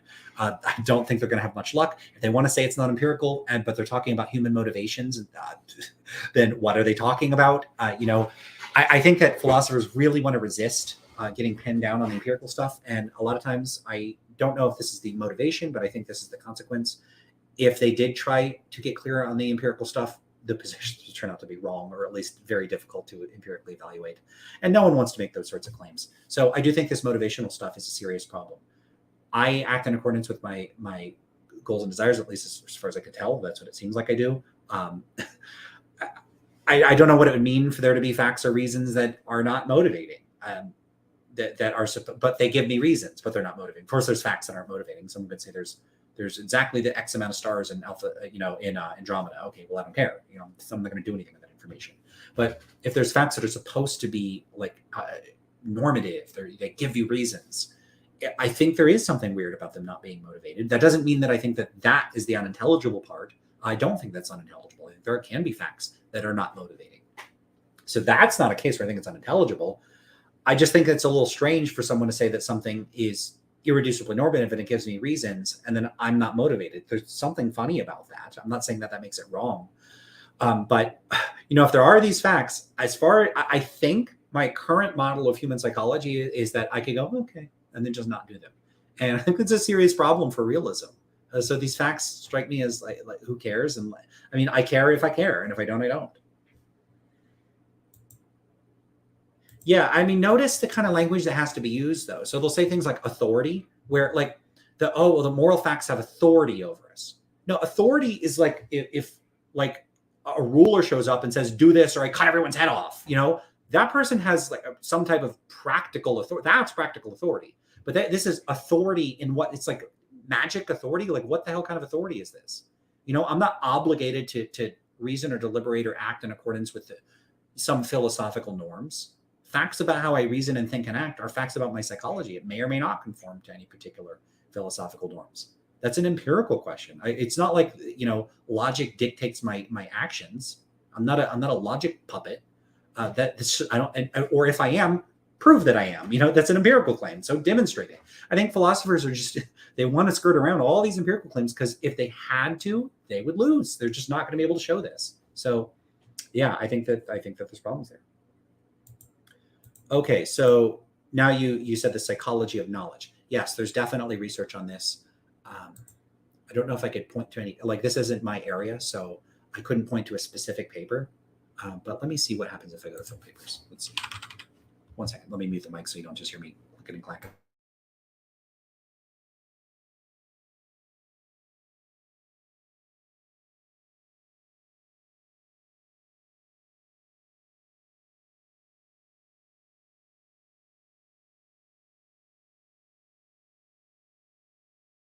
Yeah, it came right up. I will post a link to it, so you will see that there in the chat. All right, and I'll pin that.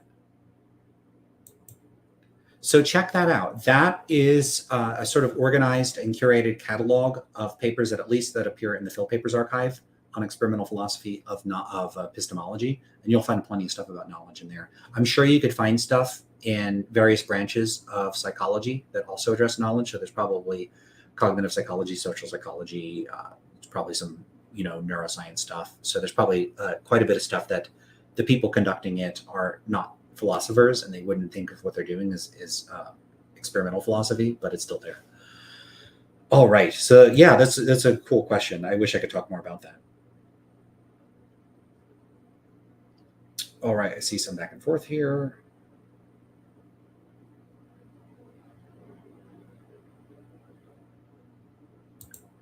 That's an interesting suggestion. I guess I'm claiming that the trilemma, false, unintelligible, trivial, should really be collapsed into the dilemma, false, trivial. Defined command theory may not be trivial, but is false. Yeah, that is one route I could take, but I think that would be, I think, a bit too close to publicly waving the banner for a pragmatism, where I suppose you could say that some of these distinctions might collapse into one another. On the other hand, might you not say false and trivial could collapse into one another on a pragmatist framework, and we could just say false or trivial, and that it's like, or because I don't know, combine the words, trolls. That sounds awkward. So there's something, I think there are commonalities between false, trivial, and unintelligible that, from my point of view, I'm not sure how sharp the boundaries between those actually are. Certainly between unintelligibility and triviality, and but also potentially between falseness and triviality.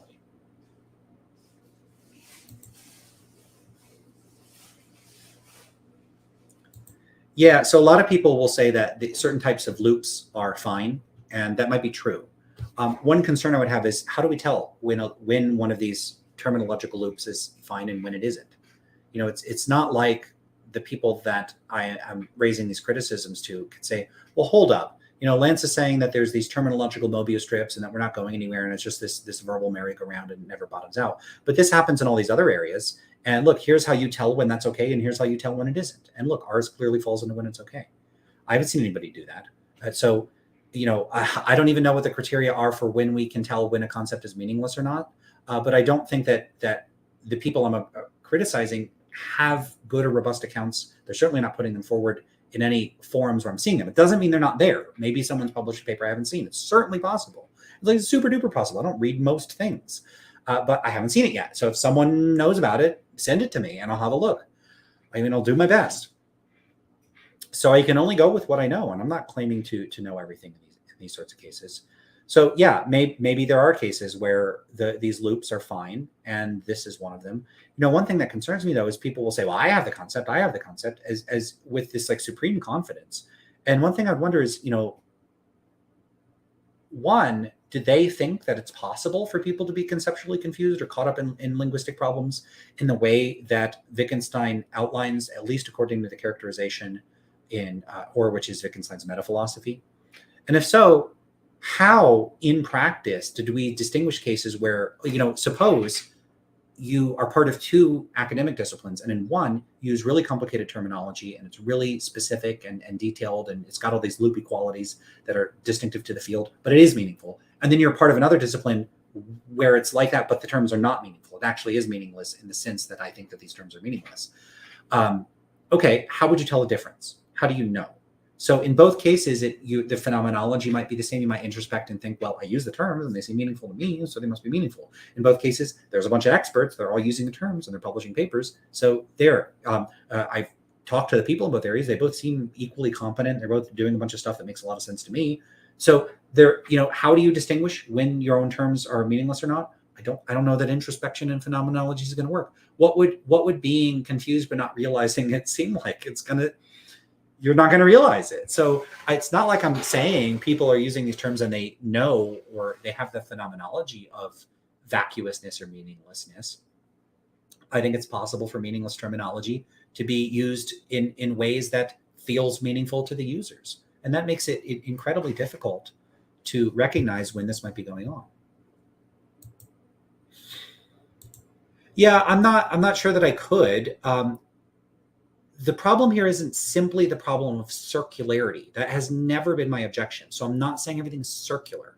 What I am saying is that in a lot of cases, people can convey what they mean. They can communicate what they mean using various means that, if nothing else, bottom out in ostension, or what, if nothing else, you could do a bunch of charades to communicate what you mean. So if you wanted to convey to someone what a boat is, you could show them a boat. I mean, there's so much of language where you could show people the differences. You could make claims, make predictions, and then see the outcome. There's ways of communicating concepts. I mean, if you're in a classroom, what do you expect a professor, an instructor, to say if they're teaching you math? You're expecting them to endow you with the ability to understand what's being said. People learn math, they learn language, they learn history, they learn geography, they learn how to make pottery. Someone has to say something, or you have to watch them in order to learn how to make pottery. Why is it that these specific terms just are in it? You can't communicate their meaning. Why should we think that they mean anything? Why? Can anyone at any time just say, yeah, the terms, like, I could go around saying I have access to the concept of Lancian facts, and Lancian facts require you to give me your money. You got to give me your money. How do you know that it's true? Well, I have the concept. If you don't have it, then that's your problem. This is how people using these concepts are acting. We have the concepts, and if you don't, tough shit, that's your problem. You figure it out. Maybe you're not, maybe there's something wrong with you. It's a weird attitude to have. Now that might make sense if I were the only person saying this, and maybe it seems to people like I'm the only one saying it. But if every time someone comes along and says this, Bernard Williams, R.M. Hare, even philosophers in the field come along and they get shut down. I mean, for one, a lot of the people are not in the field. So you have to invest a lot of time and energy being a member of a field where people go, maybe you're conceptually deficient. Maybe I've had people say that I have some type of brain damage, how am I supposed to interact with people that make suggestions like that? And I don't know how serious they're being, but it's I think for a lot of people it wouldn't be very encouraging. Okay, well, I'll take my shit and go somewhere else. Do we really know that people that are more disposed towards engineering or physics or mathematics or biology or chemistry or, I don't know, geology, if you told them about this stuff, that they'd go, oh yeah, I got it, I got the concept? That's an empirical question. And there's a lot of potential attrition along the way, where people that are like, this seems like a bunch of bullshit to me, are not going to keep staying in the field. Look, if we surveyed astrologers about whether astrology works, what do you think we'd find? We'd find that they all think astrology works. Does that mean astrology works? No, because astrology is nonsense. And the people that think that it's for real are self-selected into continuing being astrologers. You wouldn't consult astrologers. You would consult facts and reasons and considerations that are outside of the field of astrology. And why shouldn't we think there's at least some risk that some segments of philosophy are not in the same epistemic position as that, but possibly a somewhat similar one in some respects? That might be an extremely unflattering comparison, but I mean, I'm not saying that philosophy is the same thing as astrology. What I am saying is that the fact that the people within the field think that what they're doing is meaningful and substantive is not all that reassuring unless we have independent means of evaluating whether what they're doing is a substantive, and we're capable of corroborating the relevant types of skills and claims and content that is supposed to constitute that field. And I don't think that philosophy has these sorts of characteristics. They're at least nowhere near what we have in the sciences, or even what we have in a lot of mundane everyday practices. The example I frequently give: someone tells you they're better than you at chess, there's an easy way to find out: play them in chess. If someone is correct and you're incorrect in philosophy, what are you going to do? Have a discussion? I mean, maybe they'll show you that you're correct or incorrect in a way that you think is compelling, but is it? I mean, how do you know that you're not just tripped up over some kind of confusion? I mean, I don't think that these questions are unanswerable, but I do think that they're difficult to answer, and they're difficult to answer in a way that is less subject to that type of external corroboration, where the sort of conceptual rubber meets the practical road, as you find in the sciences.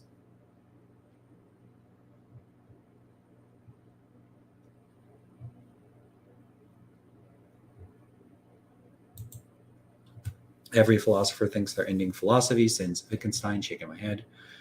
Well, I don't think I could end philosophy. I'm not sure that that's really my goal. I would like philosophy to be better than it is. Yeah, who are the good ones? Who would you recommend? So this comment is, you're not reading the good ones. My Lance analytics are stuck in the Frege model of propositions. The same is true for you, probably, Lance. Might be. I was certainly trained within a broadly analytic philosophical tradition, so that's possible. So if that's a problem for me, let me know why. I think the way out is probably going to be pragmatism, and I think a lot of people are going to recoil at that.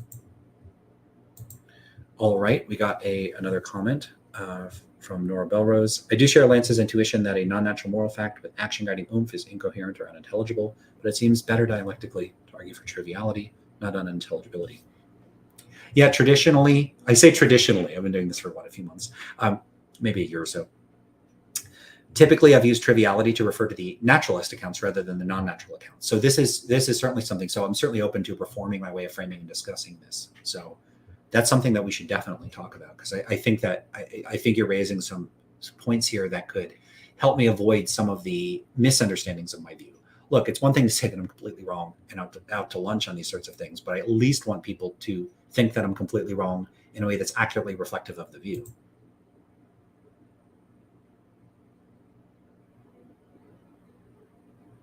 All right. Let's see if there's anything else.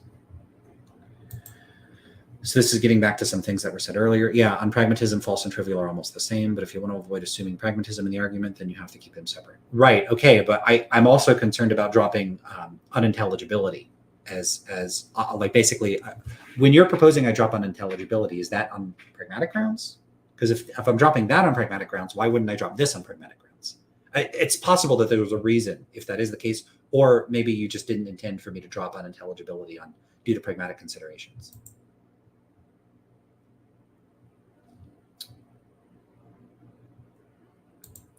It would need to cash out in some pragmatics.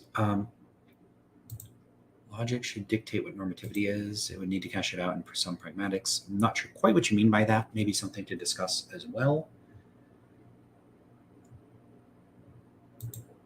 It is a problem, I agree, but you're going to the other extreme, going completely descriptive. I see. Yeah, well, you could, I mean, maybe, but maybe this is just a useful way to go. The whole phenomenal conservatism seems like sophistry, ironically. Why do you say that? I've never really made, I'm skeptical that phenomenal conservatism is a position I would end up actually saying, I guess that might be right. I'm very skeptical. I'm not inclined to endorse it, but I haven't really put the work into assessing whether I think, like, whether it is correct or not, and if so, why. What I have done is critiqued what I take to be misuses of it in practice that I think are all too common for those that end up using it. If Brandom is supposed to be one of the people that would be good to look into, make some suggestions in the comments. To pragmatism?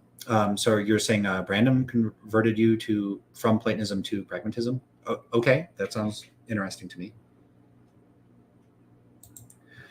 Okay, so here's a comment. Well, I'm saying you should drop unintelligibility in order to be more convincing and avoid misunderstandings. That's a tough sell for me, because that's been the sort of primary thing that I've been arguing for. So if I drop that, I'll consider it. I'm for real. I would consider it, because honestly, it's getting really frustrating dealing with the misconstruals and that sort of thing. So something to talk about. Okay, cool. All right, so let me get through this article, and then I'm gonna have to probably head out. I think I'm gonna have to go pretty soon. All right, so here I'll give this a read through. I like to do this every once in a while. I used to do this for most of the videos, but let's do this one. All right.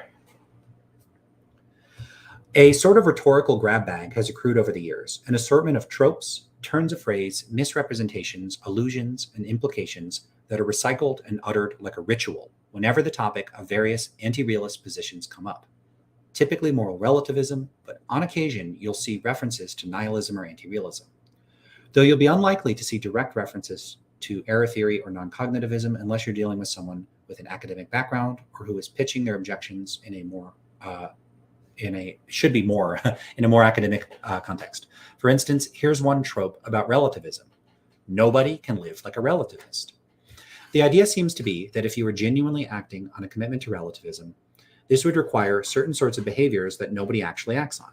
For example, not objecting when others harm you, or being completely indifferent to the welfare of anyone who isn't yourself or a member of your culture. This is, in a word, nonsense. Moral relativism simply holds that moral claims are true or false relative to different moral standards, such as those of individuals or groups. Moral relativism does not require indifference to other people's actions. It doesn't prohibit you from objecting to other people's actions, and it doesn't furnish us with a moral obligation to treat anyone in any particular way. This may be true of certain forms of agent relativism, but it makes no more sense to characterize relativism in general as though it were a specific form of agent relativism than it does to characterize all forms of moral realism as specifically Parfit's conception of moral realism, or all forms of theism as specifically Calvinist conceptions of Christianity. Why is it that critics of anti-realist positions don't treat anti-realist positions with the level of nuance and charity that they would other positions? It's not a rhetorical question. I'm genuinely curious what the reasons for this are. One of the most common tropes is the use of qualifiers that are intended to subtly distinguish the realist's conception of morality or value from the anti-realists. For instance, realists may say that that only the realist believes that murder is really wrong, or only the realist thinks that life really has meaning. Really is a weasel word in these cases. It is used to obscure what's being said. If the realist merely means stance independent, why not say so? Doing so would cause the remark to lose all its rhetorical punch. Of course, the anti-realist doesn't think anything is stance independently good or valuable. That's just a restatement of the position. Stance independent is, more importantly, not a folk term, and the connotations associated with rejecting anything is good or valuable in this way won't resonate with people because they don't have a backlog of experiences and associations with the term that would cause them to instinctively and reflexively recoil at the thought that life isn't stance independently valuable. They very well might if they were asked to consider the notion that life isn't really valuable, or if their family isn't genuinely important. Terms like really and genuinely are, when the realist uses them, likely to convey one or more of these notions. A, they are tautological, conveying nothing other than the technical distinction between realism and anti-realism, or they imply some. If this is all realists mean, such remarks lack substance. That is, they simply restate the difference between realists and anti-realists. B, the terms express the speaker's normative evaluation of realist and anti-realist conceptions of value. Terms like really and genuinely and so on thus convey the speaker's normative judgment. Amusingly, such remarks would call for a metanormative evaluation of the meaning of the normative judgments being used to assess competing metanormative accounts, a meta-metanormativity. The anti-realist could also deny meta-metanormative realism as well, in which case such claims would be question-making. Or C, they can convey a metaphysical claim about what conception of value accurately reflects reality. For instance, it may be that there are stance-independent moral facts, but no stance-independent moral facts, in which case realist conceptions of value refer to things which exist, and anti-realist conceptions of value don't. On this view, really ends up serving as a kind of metaphysical claim. This is the very thing the anti-realist denies, so this would be question-making. Now, some nuance could be added to this, so this is not going off of this, but someone might say, okay, well, I'm actually attributing some additional properties to the claims in question when I say that they're really wrong. From a stance-independent perspective, I'm saying that they have this additional property of being genuinely or really wrong, and then it's distinctive and autonomous from the fact that they're stance-independent. It's not synonymous. In that case, the anti-realist could just say, well, I reject that too. So this would have, in those cases, no dialectical force against the people that you're disagreeing with. So again, I think that you can say that all you want, and it might be true, but I mean, it's certainly not something you're entitled to assert in a way that wouldn't be question-making. Okay, so to continue. If realists want to affirm A, B, or C, they're welcome to do so, but that leaves them with remarks that are empty or question-making. However, I don't think this is the purpose of such remarks. Rather, I think the purpose is rhetorical, a kind of exploitation of the pragmatics of everyday language. In colloquial use, terms like really and genuine are often used to convey positive connotations. That is, the speaker is invited to consider something to be good if one view holds that it is really the case and the other doesn't. The implication is that the other view involves some phony, sham, counterfeit version of the real thing. This is why you'll find products that proudly exclaim, made with real cheese, as opposed to what? Fake cheese? Well, that's the implication. And you don't want to eat fake cheese, do you? The idea here is that the realists will claim that their conception of morality or value involves a belief in real or true or actual or genuine value, with the implication that the anti-realist conception of morality or value is somehow not real. This is why I've dubbed this use of deceptive modifiers the fake cheese fallacy.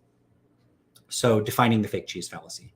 The fake cheese fallacy, the use of deceptive modifiers when describing one's own position in relation to other positions, e.g., true, genuine, real, that give the misleading impression that one's own position is in some way more likely to be correct or desirable. This works by exploiting the connotations with colloquial uses of these terms. Example, quote, as a realist about moral value, only I think that actions are really right or wrong.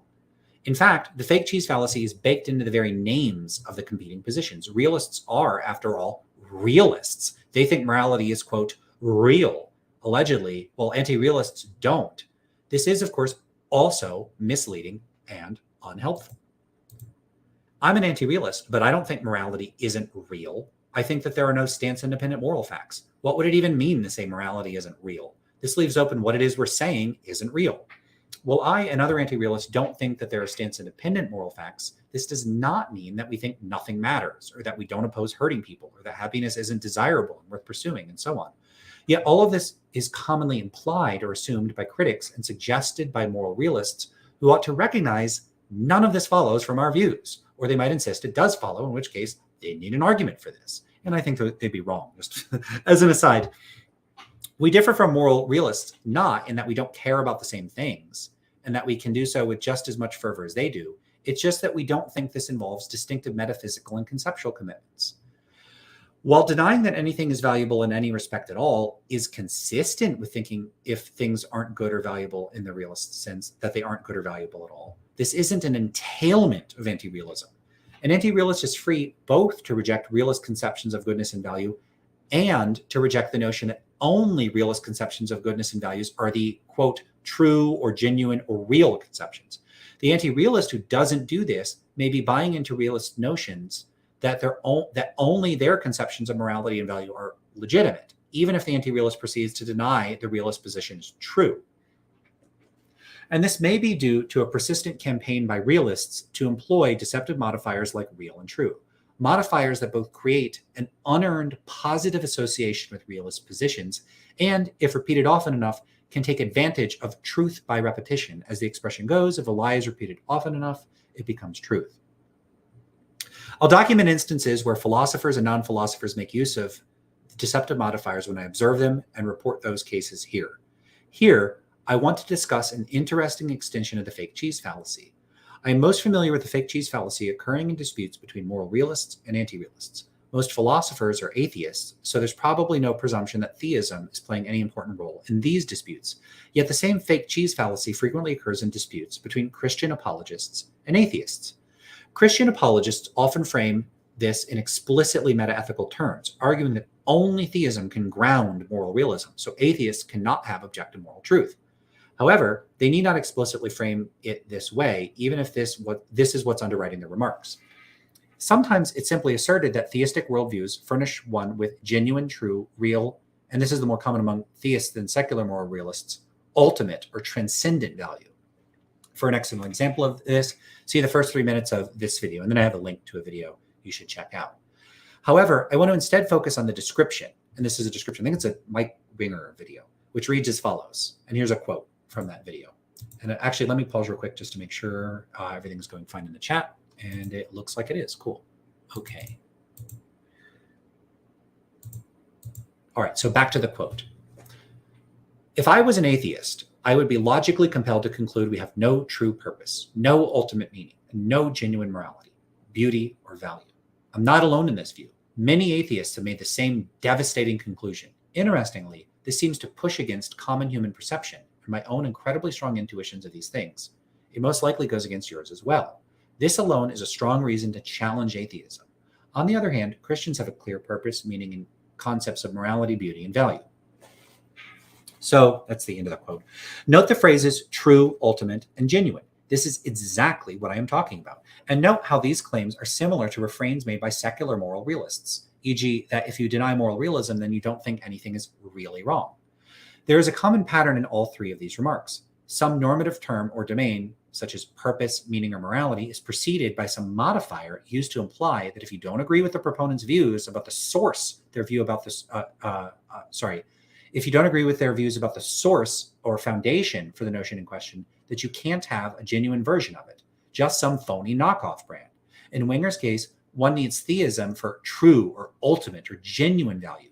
Sure, you can claim to have value or purpose or morality, but it won't be the real thing. No work is done to show that Winger's conception of morality, purpose, or value is correct. We're instead treated to the suggestion that only Winger's conception of these things is worthwhile or desirable. Anything else is fake cheese, and we don't want to eat fake cheese. What is meant by true purpose, ultimate meaning, and genuine morality? We get some indication that ultimate purpose may be a purpose that's provided for you by some external source. Winger gives an example in the video. A hammer may have been created for a purpose, but even if it chooses its own purposes, these aren't the ones furnished upon it by its creator. So we could use this example to draw a distinction between what we might call external purposes and internal purposes. External purposes are those purposes intended by someone other than you, while internal purposes are your quote-unquote your own purposes, purposes grounded in your goals, values, and motivations. Yet why should we think external purposes are any more desirable, good, worthy of pursuit, and so on than our internal purposes? Suppose you found out you were created in a lab by a psychopathic scientist who intended to raise you to be the ultimate assassin. The scientist had intended for you to train train you so that you could eventually take out rivals, like that one editor who rejected one of the mad scientist's papers. It was a brilliant paper called Reinforcement Learning for Reinforcements, How to Train Squirrels to be the Ultimate Deadly Warriors, an important extension of and vindication of behaviorism. Or that time he was denied promotion due to a recurrent and disturbing pattern of attempting to convert virtually anything into assassins, warriors, or ultimate weapons. After that incident with the toaster, who could blame them? Unfortunately, our erstwhile scientist met an unfortunate end when an experiment involving badgers, magnets, and for some reason, several cans of peaches. Confused investigators found you in a crib with several other babies slated for assassin training. In the present day, haunted by memories of the past, you stumble across a backup lab run by the scientist, and there you find a recorded message. If you're watching this message, then I have died. It was probably the thing with the badgers. Anyway, I had intended for you to be an assassin. Although you lack the training, here on the desk is a pill that, if you take it, will imbue you with all the knowledge and skills of the ultimate assassin. Carry out my plans, seek out my rivals, and complete your true ultimate purpose. Now, this is a ridiculous thing. I don't know what I was thinking when I wrote that. But would you have any interest in taking out your rivals in this circumstance? I wouldn't. I value my own goals, purposes, and interests, not those of someone else. Even if God created us for some purpose, that doesn't mean that we have to care about that purpose or that it'd be a good or better for us to comply with it. What if God's purpose for us isn't something we care about? If you're charitably inclined, you might imagine a benevolent God who knows better than you, in which case acting with God's purpose in mind may lead you to a happier and more fulfilling life, or may be the altruistic thing to do, assuming God's ultimate plan is a good one. On the other hand, maybe it isn't, or maybe you just don't care. Maybe God's plans are just as inscrutable, petty, or stupid as a scientist who wants to make everything into a weapon and has an inordinate fondness for canned peaches.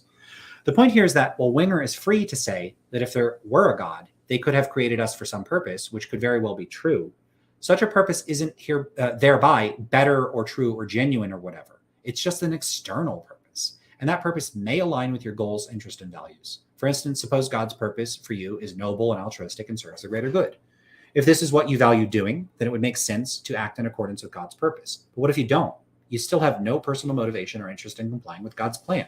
Or suppose God's purpose for you is one that you'd find more fulfilling and desirable on reflection. And suppose that is what you want. In that case, it might make sense to pursue God's purpose, but only because it exactly aligns with what your internal purpose is. In other words, the only way I can even make sense of judging the value of external purposes and to decide whether or not I'd want to comply with them is by reference to my internal purpose. And I think this generalizes to everyone else. Either God's purpose for us aligns with our interests and values, in which case we could have pursued those interests and values without needing God to furnish us with a purpose, or it doesn't, in which case the external purpose would be irrelevant. Either way, our internal purpose will always be the final arbiter of the value of an external purpose. Yet I doubt Winger merely wishes to draw a distinction between external and internal purposes. Rather, I suspect external or true or ultimate purposes are supposed to somehow be more compelling and important. If so, what's the argument for that? I don't know, and I don't think we're given one.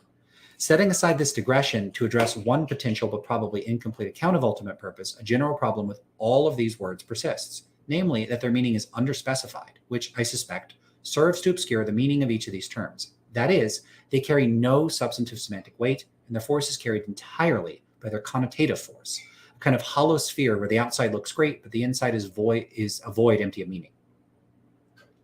What I mean is that terms that carry certain connotations may be presumed to have some substantive and meaningful conceptual content, in addition to whatever positive or negative associations they are used to connote. But perhaps sometimes terms just aren't used this way, and the reason the meaning is underspecified and obscure is a feature and not a bug.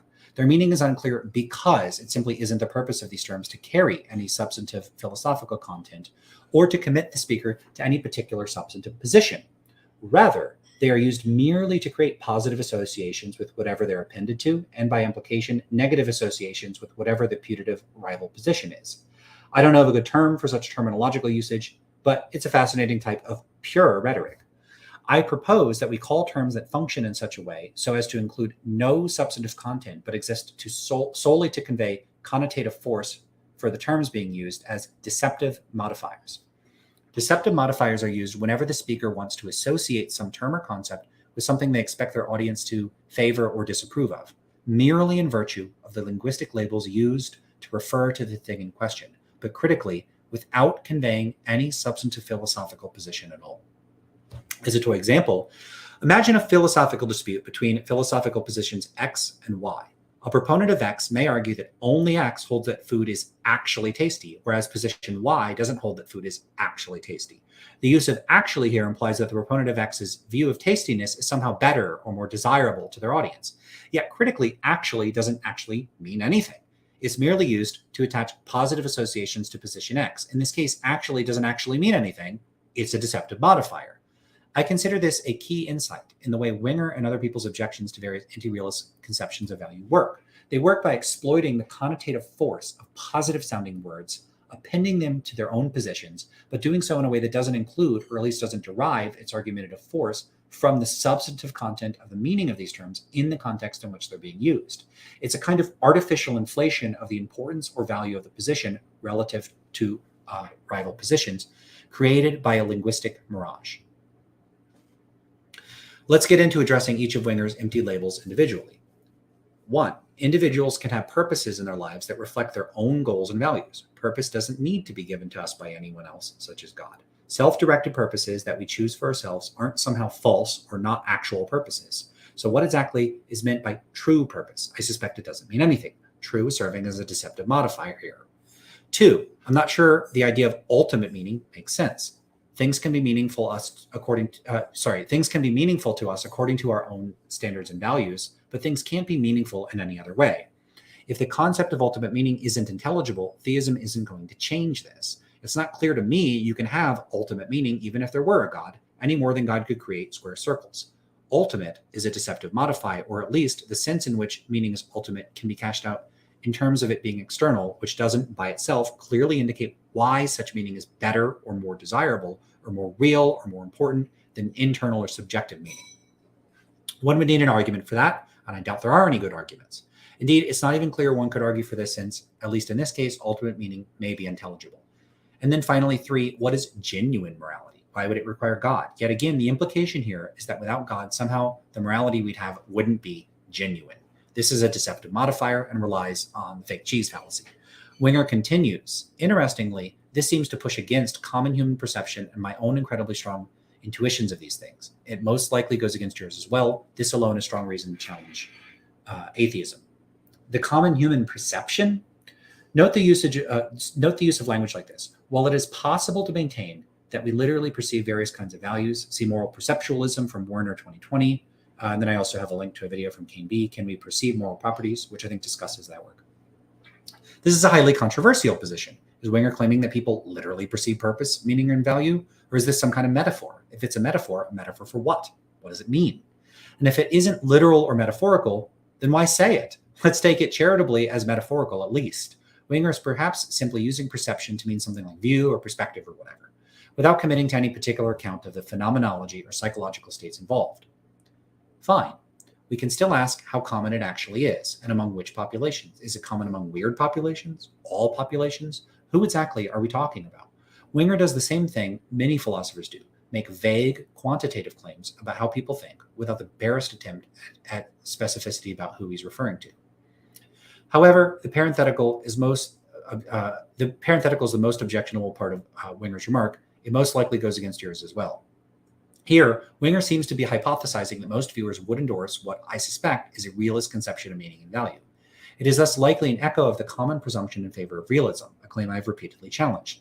The claim that most people are disposed towards realism about morality and value is an empirical hypothesis about human psychology for which there is almost no compelling evidence, and at least some evidence suggesting that it's not the case.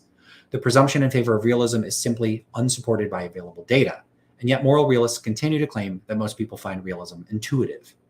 If I have to keep saying this every day for the rest of my life, I will. The claim that most people are realists is an empirical claim, and it is, at least of 2023, not supported by available empirical evidence. On the contrary, the best available empirical evidence suggests that, at least among surveyed populations, the majority don't endorse moral realism.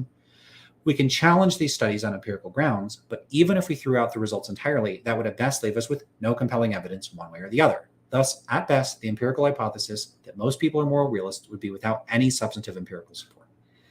Then I end abruptly there. Okay, that was a long one. That's longer than I recalled it being. So that's what I have to say. That took a while to get through, but there you go. Let's see if there are any other comments here. There are a couple little typos in there I'm going to have to fix up too. All right. All right. So we got the outsider humanist here. Awesome. It's good to see you here. Have you been here before? Unintelligent. I recognize the name. Unintelligibility is my main thing too. I think these realist concepts are built in habit and grammar, and beneath all of that, care and desire. Yeah, I think that that's right. All right. So back to Nora. I suppose non-naturalism is incoherent if it's just naturalist realism plus some bald assertion that it's not trivial. But this would logically follow from the triviality of naturalist realism. And then in addition, where incoherent means logically contradictory. Triviality logically follows from naturalist realism, but then the non-naturalist tacks on the assertion that it's not trivial. Right. So that's why I tend to say that I don't take non-naturalist realism to be non-trivial, because its proponents are like, no, this really isn't trivial. It's not descriptive. It's irreducibly normative. This stuff matters. It's like it's mattering is the whole point. So I'm reluctant to try to lump it in with triviality. Okay, I said a lot there. Check out the deceptive modifier article if you haven't already. I think that there's something funny going on with language. I know I have a bunch of blog posts about this, but we need to be more mindful of this because I think there's a lot of rhetoric that is flying under the radar in analytic philosophy. I will wrap it up there. I am tired and I said a lot more than I expected to. So yeah, if you haven't already, please give me a like, subscribe to the channel, do all that stuff. And I'm going to go to the outro video. So thanks everybody for being here. Yeah. And I don't know if I have next week off, but you could check, what I have scheduled, and I'll see you soon. If I'm not here every Saturday at 5, then I'll post one of my old videos. So you have something Saturday at 5 p.m. All right. I will catch you all later. Take care.